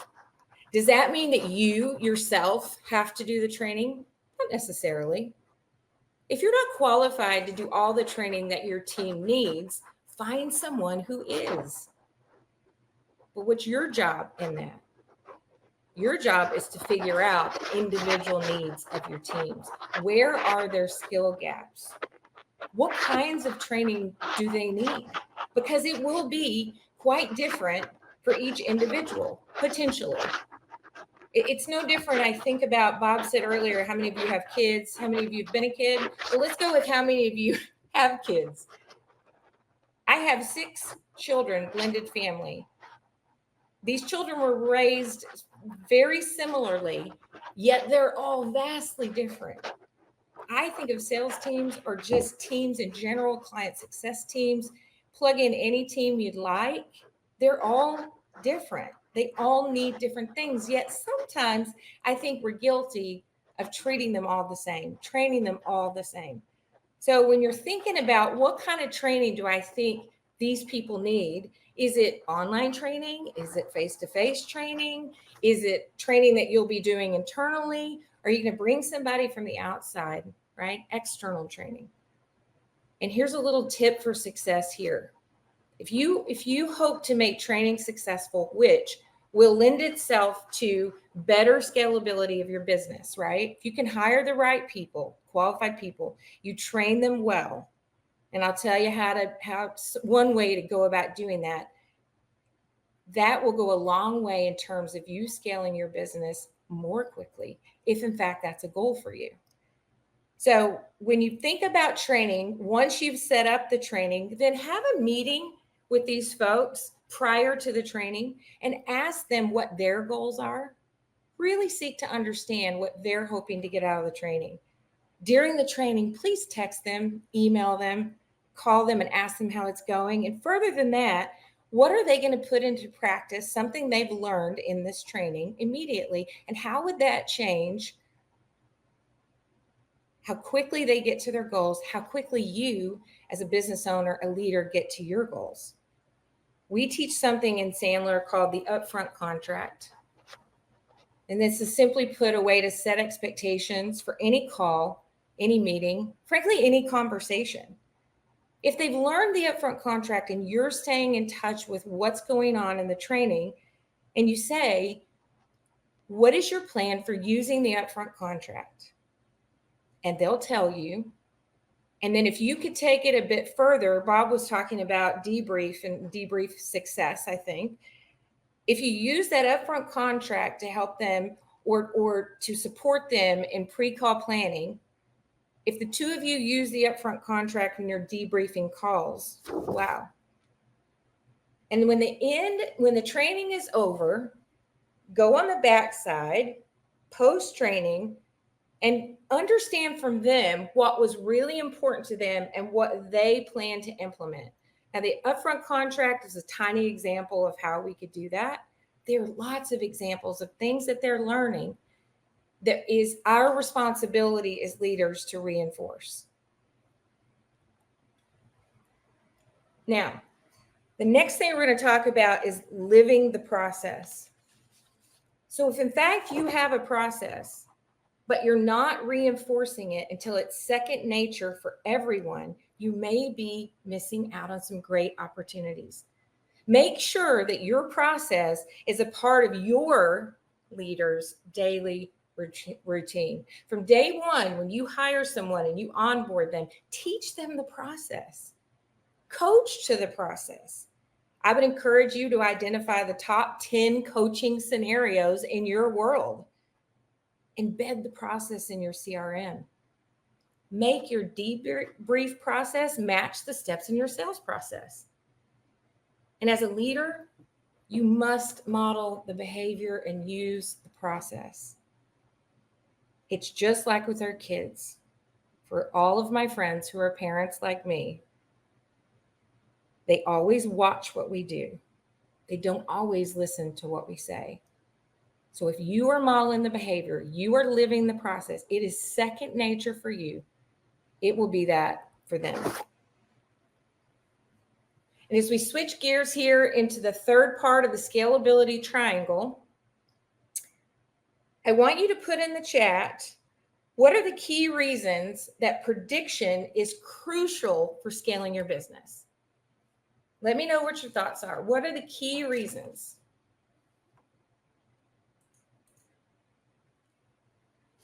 I'm expecting to see financial forecasting, predicting future revenue and expenses so you can create realistic budgets, allocate funds effectively, and prepare for potential challenges.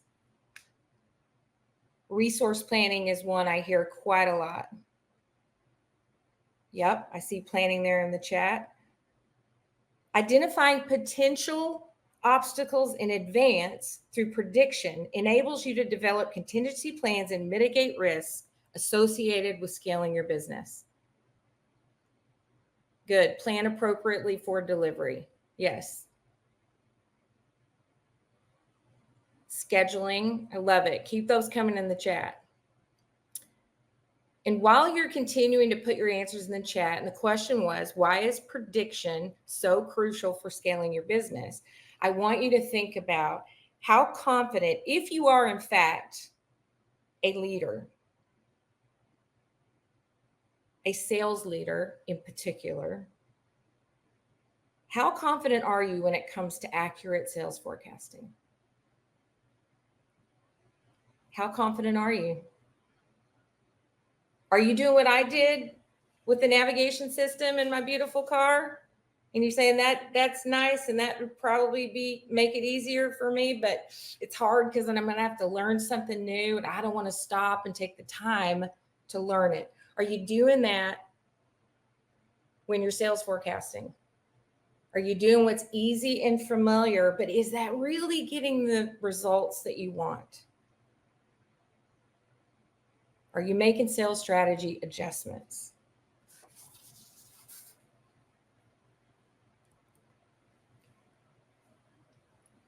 So as we talk about, I'm trying to advance my slides. There we go. So tracking the leading indicators. If you want to forecast effectively, here's some quick tips. I already said it once, but we like reinforcement, right? Have a sales process. If your sales team is forecasting something to close, but you know it is way too early in the process, there is no way they're going to close that, call it out. I suggest that you have subsets, right? If you have a 7-step sales process, know what needs to happen to progress a deal at every stage.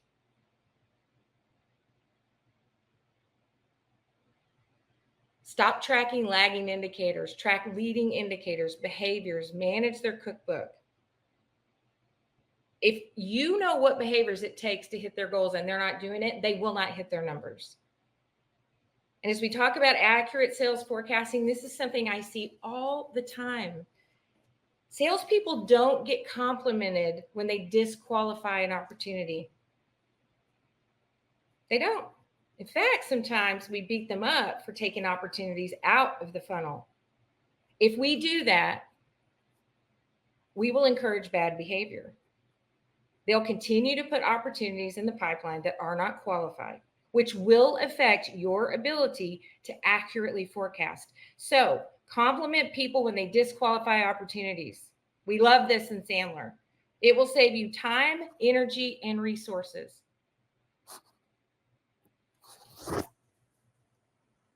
So track the leading indicators. As we talk about the scalability triangle, and you remember the 3 points of the scalability triangle: accountability, strategy, predictability. If you had to put back to the very beginning, and I saw the challenges, right, that you were putting into the chat, I see here, Manny, getting alignment of multi-generational teams to achieve high sales numbers. Yeah. So Manny, if you had to put that in a category, where would you put it?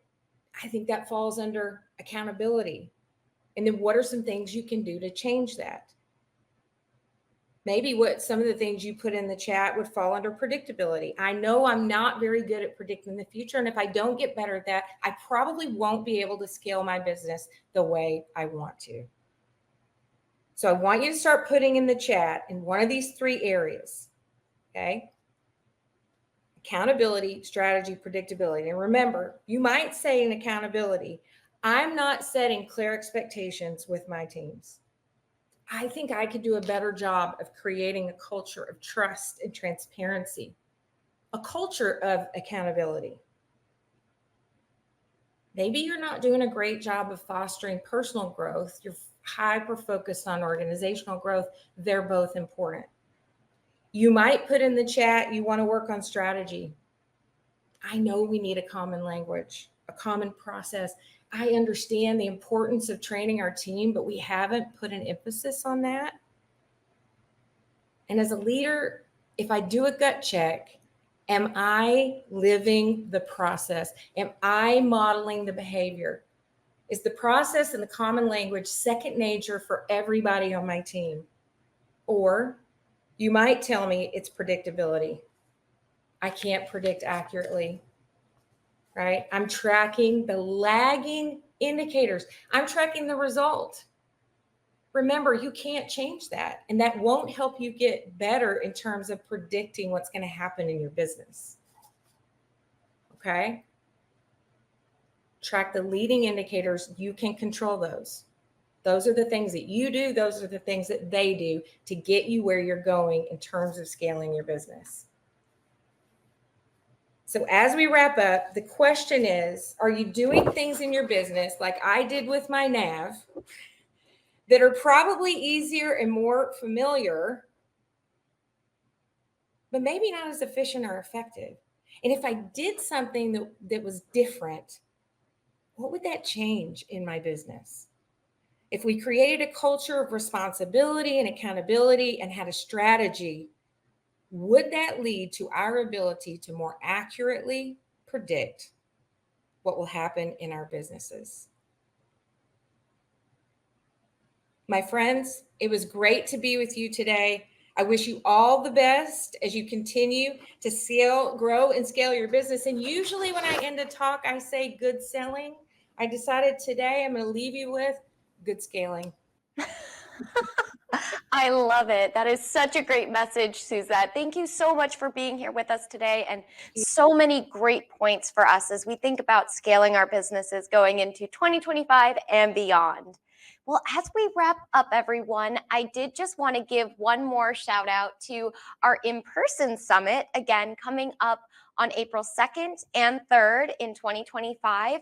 Make sure that if you've tuned in with us today, you use the code at the bottom of your screen, VS-2025, to get your $150 off discount. You don't want to miss this event. It is going to be a game changer for both you and your business moving forward. Yes, and as we revealed earlier, one of our keynote speakers will be Jennifer Jo Cobb. She is a big NASCAR racer, and she's going to help us with that GPS for success, navigating the sales change. So really great day today. Thanks to our attendees. Thank you to our speakers. Thanks to the production crew. And thanks, Emily. You're always the hostess with the mostest there. So thank you, my partner in crime. I appreciate you. Oh, and I don't want to forget, this is obviously we have a lot going on in the country with hurricanes, and we had the chance to hear from Operation Barbecue Relief. So don't forget to check them out too at obr.org if you're interested in contributing. Thank you all so much for being with us today, and good selling.